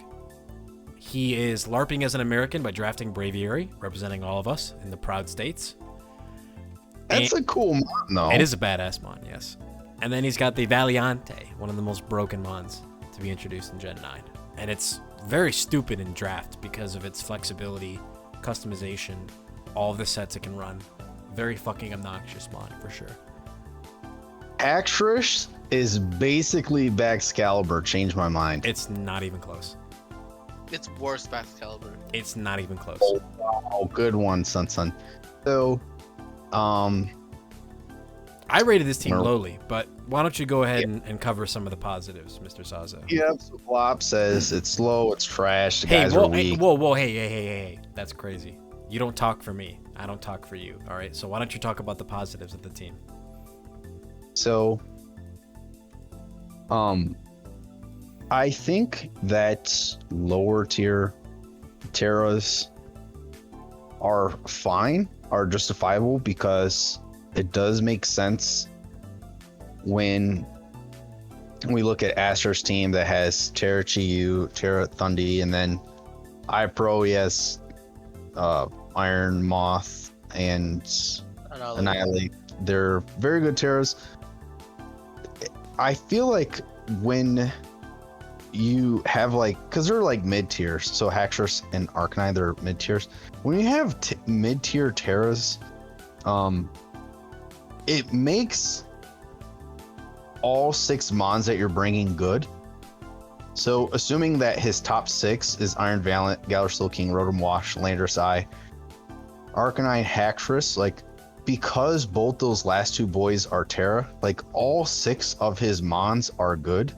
And although, like I said, you don't have that same explosiveness as those iPro and Astros Terras, you have, from a balanced approach, that there's no weaknesses. And then of course, with Habadoo, usually the games, if you've watched a lot of his games, he will have a lot of safety checks to things where, everybody does, but I feel like especially him, where he's not going to allow you to win turn 4. Oh, if a Spathra sets up a Calm Mind or whatever, I lose. Where I feel like this team does a really well job because First Impression is a bug type on Haxorus, and then also Terra Normal, Extreme Speed are strong forms of priority, even though, like I said, they're mid-tier mons. They are high enough attack stats, they're pretty good attack stats, and with Terra, they become strong. As well as, when I look at Haxorus, the reason why I see it is a very cheap version of Baxcalibur, no shit, Baxcalibur, a million times better, no shit. But I feel like if you bring like a Terra Steel Haxorus and you're like just super fat, because when people are gonna prepare for like max bulk or excuse me, max speed, max attack Haxorus, if you're like 20 attack, max bulk Haxorus, and you can set up like 2 Dragon Dances is like a bullshit fat typing. You're gonna be able to outspeed Scarfers, and yeah, that part's gonna be annoying. Then of course, like if the opponent has like no ghost resist, and then your Terra Ghost, Terra Blasts, Haxorus, and then of course Arcanine. Arcanine's cool because no team can switch into Head Smash plus Flare Blitz. I feel like you have to pick or, like, unless you're running like fucking Max Fizz Def Quackleval, like you're not switching into the dual stabs of Arcanine. Fire Tauros does it. Wow. And yeah, well, yeah, okay, yeah, Water sure. Tauros. Yeah, the Tauros. There's a couple guys, but of course, like you can Terra Electric, Terra Blast, so. We have Ball Charge, right? Yes, it has Wild Charge. Yes. Yeah, whatever option you want to go with it, and I feel like outside of course, like yeah, it's on the slower side, but a lot of the mons are really annoying because okay, always kind of annoying. How do I break through AB Galar Slow King off the rip, and then Rotom can. I feel like the Rotom form is a little bit underrated because so many teams don't have a good answer to Volt Switch. That's where the Rotom forms get better. So like as a Scarfer, Rotom is offensively very scary for, like, bro, look at Havadu's team versus Scarf Rotom Wash. Like you have Decidueye and like that's it. Oh, I guess AB Galar Slow King, but I don't know. That's pretty much it for Havadu's team. Like, yeah, Iron Valiant, like that boy has to be specs in order to do any damage. That's not true. Expert Belt mixed sets have a lot of potential. Also gets SD and Encore, so it can circumvent any kind of defensive counterplay. It's got tools. It's a little bit on the weaker side, a little bit on the frail side. It's not as frail as you think. It can get up a Swords Dance or a Calm Mind in front of like certain stab moves. I mean, it can, but it's also going to take a lot of action. Yeah, but I don't know. Like, my gripe with the team, you touched on a little bit earlier, is that it's like, it's pretty slow. And one of the ways you get around that, in my opinion, in Gen 9 is to have really strong priority. This team does have priority, but I wouldn't call it strong. So you have E-Speed from Arcanine, which, you know, to be fair, could be Terra, courtesy of, you know, normal type. You have Shadow Sneak, Decidueye, and then it's like Aqua Jet, Quillfish, and First Impression Haxorus. I guess Aqua Jet, Beartic, but they're all pretty weak priority for the most part. So First Impression is not a weak. Okay, First Impression is not a weak move, but it's a bug type move. Everybody and their mom resists bug type, so it's like you might not even be able to revenge the thing you're trying to revenge. For a team that doesn't have any like good dark or ghost answers, you might need that First Impression. You might, but I'm just like, I look at the team and it's like you go from Valiant at like what, 119 down to Lando at 101. Dude, everybody's gonna be able to run Adamant versus this team. Everybody's gonna be able to get that extra power boost versus this team, which is definitely a frustration. It's like, as Habita, it's like if you run a Scarfer like on the Rotom or Landorus, it's like it's not uncommon that they might have a mon that they can just Scarf and be faster, because not only does that cover your Valiant, but it also covers any Scarf attempts from your Rotom or your Lando. So that was my gripe with it. Like, the mons are all good, and I will say this team looks like one of the most fun teams to use.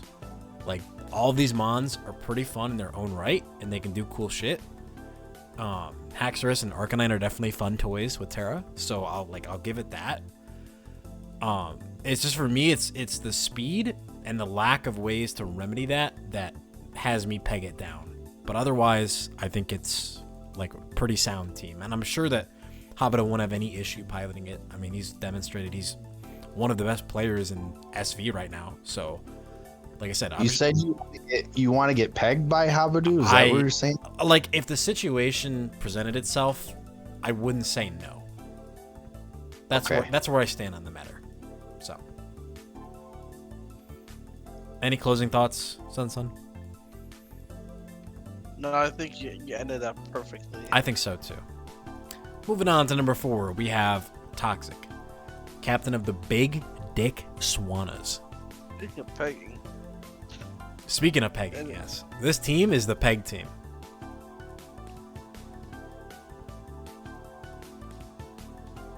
Dude, I think low kicks is a pretty cool mon. Just out of everything to talk about on his team, I like low kicks. But yeah, I mean, it gives him the priority he desperately needs. And it's a really good user of it, especially with Tinted Lens, so it doesn't even matter if you resist it. Like, the only mon that truly resists its stabs is Valiant. Everything else is hit neutrally by its priority, which is really. Oh, you say Valiant. Dude, Valiant's dying to like 2 first impressions. No, it's not. It's 4 times resist the move, so it 2 times resist it because of Tinted Lens. So it can take 2. Barely. We'll see. You can run the calc. I'm guarantee it. Dude. Okay, so Toxic's team. It's just broken mons. Yeah, I really don't think we really need to talk about this team too much because you literally know what the fuck it's gonna do. Yep. Meaning, yeah. I'm gonna be honest. Yeah, we have straight up have the same rankings. So this is where SunSun comes in. Yeah, go ahead, SunSun. This team is like mega offense, you know? Everything here is coming in. It's either clicking DD or is it clicking like a hard hitting move. Or you have like more excessive hazards at his eyes, you know. But other than that, like, we saw how Toxic uses the team. It just comes in, it wants to just click buttons, it wants to just obliterate the opponent. But the thing is, like, defensively, like, if a team gets behind, it could struggle a bit because it doesn't have as many defensive options as other squads might have. Yeah, I think one of the ways he remedies that is potential Terra or Saluna, as well as the speed control that Dragapult offers, and of course the priority of low kicks. But outside of that, like you said, yeah, if he ever gets on the back foot, it's pretty frustrating to get back into the game. But I will say that Toxic is a player that thrives on the front foot, and a lot of his game plan and execution revolves around keeping himself in the driver's seat. So as long as he's able to execute that, I mean, he should have no problem just destroying people with this team. But should he ever find himself behind, it's tough. He does potentially have like an issue with just people catching on to what he tries to do. But like if he just does the Sash Glabora lead every week into like a setup sleeper or into like an offensive one. But even if you know it's coming, it requires a very specific line of plays. So if you're not prepared to execute those, yeah. It could be telegraphed, but if he, you know. But it kind of doesn't matter. You got default covered by Zapdos. You can go Terra Ghost on either Luna or Gyarados and just block spin. Plus you have a Dragapult.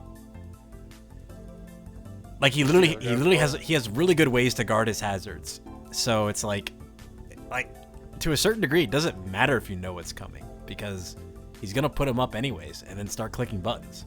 So you have to have ways to respond to that, despite hazards being present on the field. Just he wants the initiative in most of the games, so you know he should, due to the playstyle, I think Toxic should be able to do that. Okay, next number 3. You don't want to say anything about this team? No, he has nothing else to say. Yeah, what do you think about Avalok? It's a hot mon. Avalok was forced to be on this team. What do you mean forced? Bro, look at SunSun. If the Ice Titan guy sets up a belly drum versus Toxic and there's no Avalok, what do you do? Go ahead. You Terrafire Gyarados. You air balloon Volcanion. You kick Fire Blast. Air balloon Volcanion. Literally walls it. Okay. Next we got Skyhorse. captain of the Sydney Convictinis. Huh. It's a weird team name. It's a quirky team for sure, but it's... How can you call other people's team names weird? Yeah, that's true. How do you have any leverage in that? Because mine is funny. Who says his isn't? Me? Convictines. So... It's convict, you know? Like a... Yeah, I got it. You know what I mean? Like a prisoner. Like a criminal. Holy shit, you are cringe. Like So- a Roge mercenary, you know? Yep. Yeah, thank you. Yep. Any other Like- descriptors you can think of, SunSun, while we're here? Like a Yeah, bad Sydney- guy. No, city represents the city. True. Like a villain, you know? Can we go on? Yeah, Graphite. You like that one? I do like that mon because Prankster is a better ability in Gen 9 than Unaware, and it's a fact because there's only one Unaware mon in all of Gen 9, and Skyhorse has it. And so going to his team, this is somebody that got sniped a lot and still managed to have a pretty strong team. So he has the worst Torn, which is Torn T. The other Torn is better, but it's an okay Terramon. Yeah. So in regards to how honestly the flow of Skyhorse's team works so well because meaning being able to watch Skyhorse play, I can pretty much visualize how he wants to play this team, and so it's like, okay, your top 3/4 you bring every week. Mesprit, almost. Wake's coming. Well, you don't have to bring Stealth Rock, but you should. So that's why you want to bring Mesprit every week. But Could bring on the Bishop. yeah, or Bisharp. You see week And- 1, a Bishop putting work. It's true. Well, dude, wasn't it Tauros that went crazy with Skyhorse? That was week that's 2. Week 2, yeah, Yeah. he didn't have Tauros week 1. Yeah. So, yeah, that Tauros forms are good. No shit. Yeah, it's just he's got a lot of really good mons and Good defensive plugs. good defensive butt plugs. Correct. Skeletor covers so many options. Yeah, especially with Terra. And Hands too. I mean, Hands can spec itself defensively and still be an offensive threat. I remember when I used it last season, like almost every week, I would run like max defense, max SPDF, and just put Swords Dance on it. And it's like, you don't die from anything, and you kill everything at +2. It's a very, very silly mon. Sort of reminiscent of like a Melmetal, but just, you know, different in the sense that it's not walled by the water types. Then Mesprit's like alright defensively. Yeah, I mean, it all, for Even like here Violet it's just, Bishop. it's just for rocks and momentum. And I guess Healing Wish too, right? A good way to restore Torn, a way to bring back and have 2 Iron Hands, a way to restore Skeledirge. So I do like it from that angle. It's quite nice. The utility it provides for this team is great. He's also got Basket Legion. So, like you can have both forms. So like you can have the physical one or the special one, which And it's does respect. Like your opponent has to respect it. it's funny because Mesprit can viably run like Damp Rock, Rain Dance, or whatever the other one's called. With Sunny Day? Yeah, whatever the other one's called. Heat Rock, right? Yeah, for Wake. Yeah, because Wake benefits from both. Skeledirge benefits from Sun. Torn benefits from Rain. Obviously, the Basque Legion loves the rain for Swift Swim, shit like that. So there's a lot of unique. Like, what's nice about this team is that all of the no, that mon is balls. The team is nice because all of the guys can complement each other across all the different levels. You've got Defiant Bisharp to protect your hazards. You've got Dirge to spin block the hazards. You've got the Mesprit to enable the Wake and the Skeldurge and the hands with like dual screens. Dual screens plus hands is very silly. Told Squirrel to keep the team, you know, in good shape by getting rid of the hazards. So there's a lot of nice moving parts here. And he's not really slacking in speed either. I mean, you go from Torn to, I think it's Wake. Oh no, to Grafai. It's Grafai. Okay, we're not talking about Grafai. Stop. Like, get help, please. And then you got good priority. You know, you got Bisharp, you got Basque Legion, Aquajet. Don't say Grafai. Thank you. It's Prankster. It's Prankster. That's not priority. Nice moving parts, like SunSun's mom's boobs. So, like, I would agree. Like, this is a nice team. Yeah. But you haven't touched on the Toad Screw yet. That's something I don't want to touch. Eighth best spinner in SV, according to Mr. Zazo. After Tatsugiri. Tatsugiri. After Sushi. Tatsugiri's a better spinner than Toad Screw. It depends. It depends who you ask. Yeah, well, exactly. If you ask somebody intelligent, they'll tell you the correct answer. And Sure. And then you ask SunSun's mom. Now, where's Kamala on that list of spinners? Probably around 18. Bottom of the barrel. Yeah. Right ahead of Delibird. I think Quaxwell is probably a better spinner than Kamala. Oh, easily. So overall, yeah, it's Skyhorse has a good team, and he has a good team name. You know, Skyhorse has a good team, not because of his teammate, but because he has a lot of good Pokemon, top 3 especially, that all also work together. I think the Mesprit, you have to include the Mesprit in that. That thing is going to be putting in OT every single week. And at 2, we have Pyro. Yep. Captain of the Melbourne Cast Forms. Now that's a good team name. Rolls off the tongue very nicely. That is a good team name. Seems we thought equally high of this team. Yep. Well, obviously we've agreed on a lot of them. So we agree on the first place.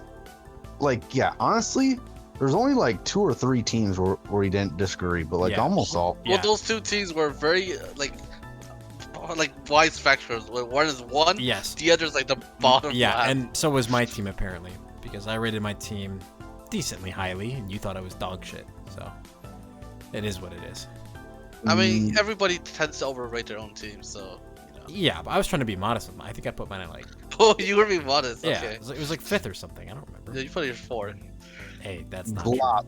You know you're delusional. Yes. When there are 16 people in the league. Yeah. Which means the middle is 8, and I put you at 9, and you said, "Oh, I ranked it as dog shit, bro." That's literally basically average. But it's not. It's under average. You gotta understand. I'm very sensitive as a 5'8" man. I'm already very conscious and sensitive of this world, and then you do that to me, and it just makes me feel even more inadequate. So I start grasping for things. I start having inner turmoil. I start going into my quarter life crisis. There's a lot of things going through my mind when you put me at number 9, and they're not pretty. And the reason why the audience can see that you're cringe is that it's more so like, once again, like, it's like, would I rather have your team or would I rather have Toxic's team? I rather use Toxic's team. Would I rather have Glop's team or would I rather use Asher's team? I'd say there's a preference thing there as well. You know. Thank you, SunSun. Thank you. Well, there are people who look at Toxic team and will never be able to use that successfully because they're not used to the offensive playstyle, right? There's also people like Halu that look at my team and they get very firm in the pants region, you know. Well, he does get firm in his pants at certain things. You care to it like, ooh, that's a big one for me. Let me tell you. Going back to Pyro. Is this the part where I can tell you about that, or tell me about what? Going back to Pyro's team, Zazo, please take it away. So, oh my god, he has such good speed tiers and priority. I call priority king in Gen 9. And he has such good forms of hazard removal. And he actually has hattering that bounces back off the There is no way you just did that. You weren't wrong about anything. You weren't wrong about anything you said. Shadow Sneak, Extreme Speed, Shadow Sneak, Accelerock, Water Quick Shuriken, Attack, Water Shuriken, Aqua Jet, Quick Attack, Ice Shard. Yeah, Aqua Jet, Ice Shard. Broken. This team's broken. Anything? No, that's about it. Yeah. Okay. And then you got a Fast Electrode. True. Okay, the reason why Pyro's team is good / annoying to face is because it's all that, like, I feel like a lot of the teams are predictable of what. So one of the problems that we were talking about Toxic's teams, like, oh, he's gonna be Sash Glamora, but like it's still gonna be hard to deal with. With Pyro's team, he has good Pokemon that do good things, but they can also run multiple sets. For example, like Great Tusk. I feel like Great Tusk is an annoying mon because, like, okay, yeah, insane roll compression, but then also it can run like Great Tusk is fucking annoying because you have to figure out, okay, how do I be able to like kill this thing, but then also how do I switch into this thing because it also has a very, very, very high base power moves, and it also can either boost its speed or it can boost its attack. And yeah, so Great Tusk, fucking annoying to deal with. Surledge is a Terra, is annoying because very similar to like Great Tusk, you have to be able to deal with like max fat Surledge that is really annoying to deal with because of its stupid ass fucking fire move, being able to recover it. Yeah, but then all, 50% recovery, right? 50% recovery, yes. And so, right, so you have to deal with like super fat Surledge, but then you also have to deal with like super offensive Surledge because you can also run like Bandit or Life Orb or even like Sword Dance because it has like a dog shit coverage for Ghost, but then like, yeah, you can run Terror Blast and circumvent that. So like, yeah, as a Terra Mon, Surledge is very fucking annoying to deal with. I rate it pretty highly. So you mentioned how it was Havada that has the good mid-tier Terras, right? I think Pyronox has the better mid-tier Terras. 100%. 100%. SunSun, I never was gonna disagree with that ever. I would have never said Pyro has worse. Hey, I didn't say you would disagree, but I'm just pointing out also that Surledge, especially how Pyronox uses it, he put up screens and then just sends out the Surledge, and now you're facing an SC, sleeper that's probably unkillable because it's just gonna Terra and it's gonna heal back all the HP that it's gonna take. I played in, I think it was Kalo. They had a little tour, the monocolor tour, and I drafted mono blue, and I drafted this thing, and it was my Terra user, and let me tell you, that shit robbed way too many games for its own good. Like, it is armor super good too. Talking about it, its two abilities are also really good. Yeah. Yeah. So Flash fire, weak armor. Being able, let's talk about why both of them are so fucking good. Okay, one, you can boost speed. Don't have to talk about that. Why it's fucking busted. The other one, being flash fire, is so good because if you're like Terra Steel, not only can you can't hit it with like flare blitzes and shit like that, but you also can't like burn it. You can't like will-o-wisp it. And yeah, and for like a physical attacker, having flash fire is really insane. And so, well, you can burn it, dude. Okay, why do you say that? Yeah, Steam Eruption. Steam Eruption, Scorching Sands. Right, asshole. Yeah, Did you anybody don't. get Scorching Senses? Sandsteer Storm.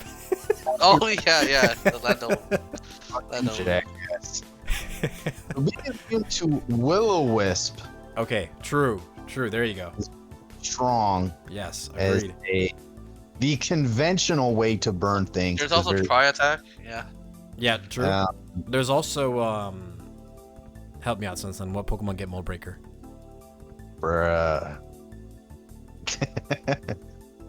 Any mon with Mold Breaker can hit you with With flame. Mold Breaker and Will-O-Wisp, it's Yep. kind of a weird pairing. Yeah. I think Hatterene on this team is pretty good because so having Rock Weak Mons, Surledge, Dragonite means that you want to run heavy duty boots, but it's funny, you literally never have to run heavy duty.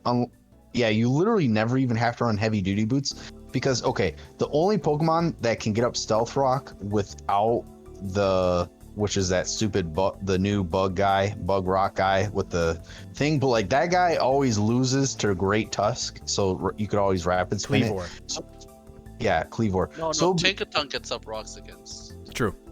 okay, Tinkaton. Yeah, so outside of like those two things, which still lose to Great Tusk, and you have many answers for, you could be so goddamn greedy with not ever running heavy duty boots on Surledge and Dragonite because of Rapid Spin plus Magic Bounce.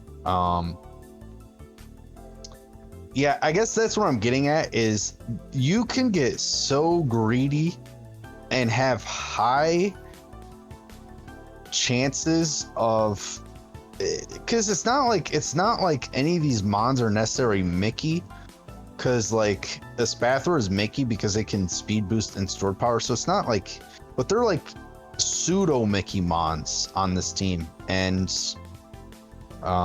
yeah, of course, like all the other shit like we've mentioned a trillion times, priority, all that shit, really good. Also, And I think one of the biggest anchors of this team is the Abomasnow, because having Dragonite and Cerulege as like really scary setup mons, just being able to set up Aurora Veil is kind of nuts. And I think people kind of underestimate the extra bulk that Abomasnow gets. Like the defense boost from Snow is actually really crazy for that thing.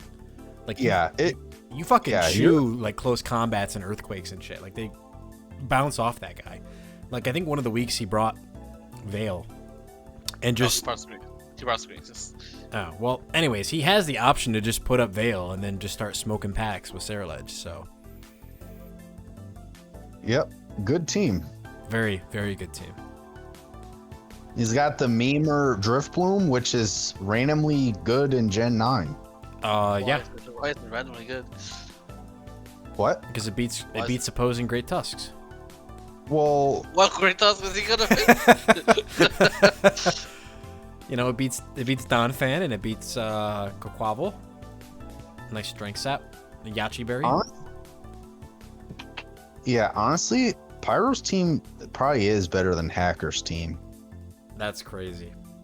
Okay, we'll go into Hacker's team. All right, we're First- going in to the turn down for Wattrel. Yeah, we knew he was number one like 2 hours ago, but it's okay. Yeah, thanks to Zazo. I think Bundle. Yeah.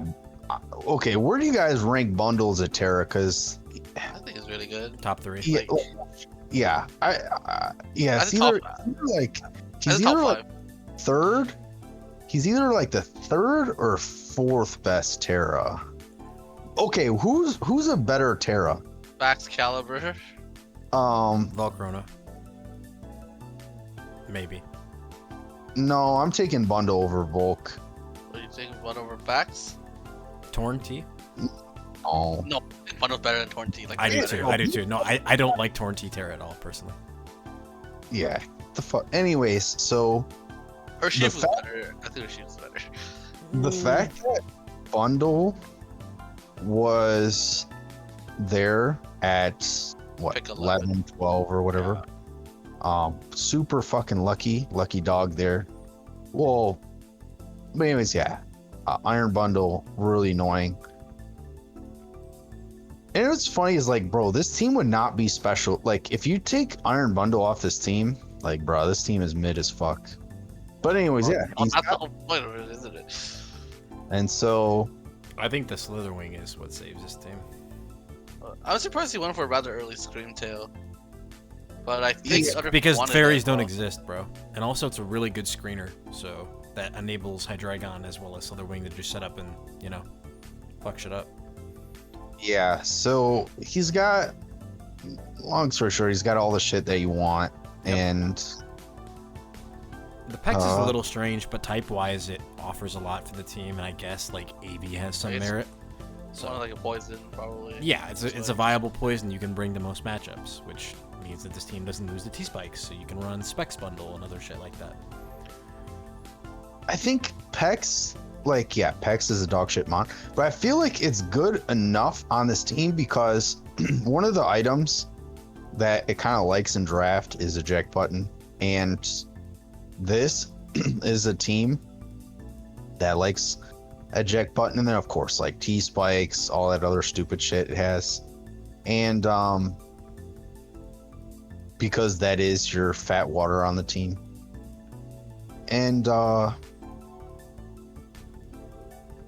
yeah, even like Meloetta, because you're not gonna prep for versus Meloetta because you're prepping versus everything else, that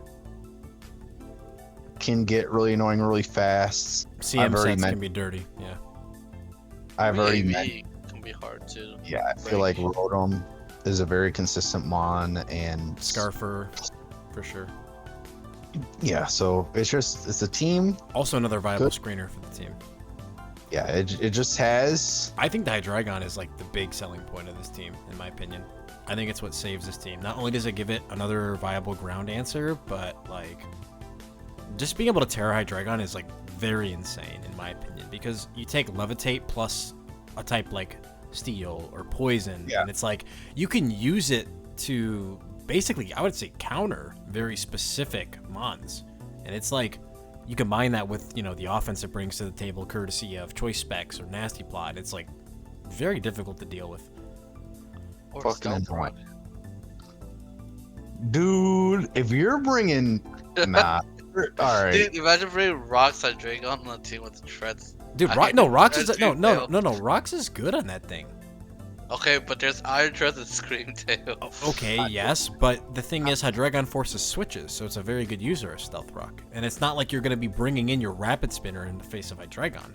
Whereas with Screamtail, you probably just bring in your spinner right in, or your Defogger in. You're not bringing your Defogger in Hydreigon. That's how it differentiates itself, right? It's kind of like how Lando Eye is such a good Stealth Rock user, because nobody fucking brings in their spinner or their Defogger on Lando Eye. So you Says you.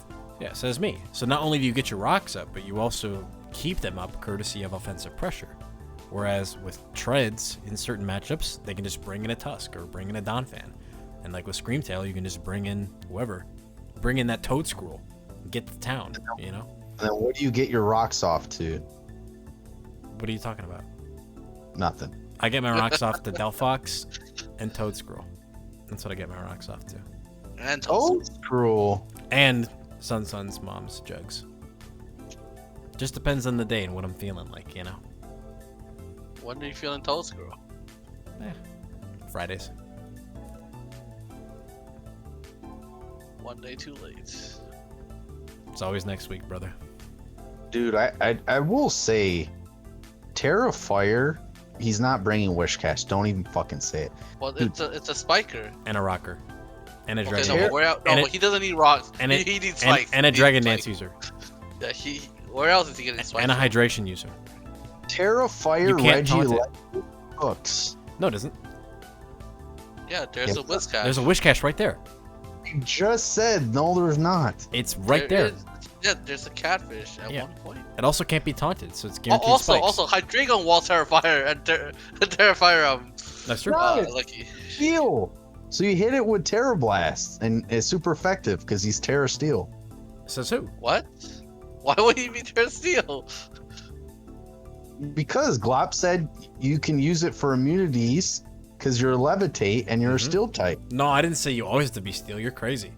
You're putting words in my mouth, brother. I would go Terrafire in that bitch. No, you won. You're lying. Yeah, you will Enamorous with that. Well, then you get T-bolted and Volt switched on. Well, you have a Wish Cache right there. No, you don't. He's not coming. That says you. Only more than a Kamala. It's true. I think Wish Cache is more likely to come to a game than Kamala is. Iron Bundle always trips me up. I always think he's a flying type. Every time. He's not. It fucked me up. Come on, Bro, look at his feet. What? Look at the feet, man. They're on the ground. Bro, it trips me up. When he takes earthquake damage, I fucking like, oh yeah. Okay. It's so weird. No, they're The one running, that they're trips running me up Iron is Ball. Iron Jugulus, man. I always think that thing is flying. Or that thing is Grounded? dragon. Yeah, that's It's a fair. You're dragon. grounded, It's a dragon. SunSun, you're grounded. You're grounded, SunSun. Your mom, So is Iron your mom Bundle. texted me, said you're grounded. Iron Bundle's also grounded. 100 has the best logo. Hunter? 100, Oh, 100. 100. It's got the best logo. It's pretty good. It's pretty strong, yeah. I'm looking at it right now. Definitely is top 5, without a doubt. I don't know, dude. The Sydney Convicts, though. Sorry, I Convictinis. think Aster has a very clean and slick logo. He's trying too hard. No, just that simple. logo is trying too hard. Troy's got a good Who? one though. Aster's is trying way too hard. If you ask No, me. look at Troy's. Yeah, it's up there. It's pretty try hard. Nah, this is just boring, bro. Who's got top 3 logos? Hacker, Aster, and Troy. Spoik's logo is pretty clean, to be fair. I think Spoink's logo needs to upgrade. You know, it needs to be an Iron Bundle. I think it's Habita, iPro, and Spoink. Honorable mention 100. Can we talk about the nipples on Ariana Grande No, on we cannot. Johnson's? We I'll cannot. put him on screen. I'll put him on screen. Yeah, that is kind of sussy. Like, why did he choose that picture of all things? Dude, it must have been cold as fuck in that room. She is perked. I mean, can you imagine the halls that they stay in? Like, let's be honest, like those ACs are always turned up to the max. To the max, yeah. Dude, she's Hey, my freezing. Top 3 logos: 1 Toxic, 2 iPro, 300. That's my top 3. Yeah, iPros is very clean. I don't know about Toxics, man. You know who that is? On That's iPros? Jake. Yes, I don't know who that is. I just thought It's maybe Jake, maybe isn't that it? was him. it's Jake. Yeah. Who? The team is Jake. called Tampa Bay Jake Engines. Oh my god. It's Jake. That's funny.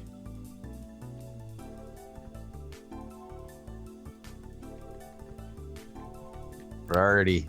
Any last thoughts, guys? Um, um, um, um,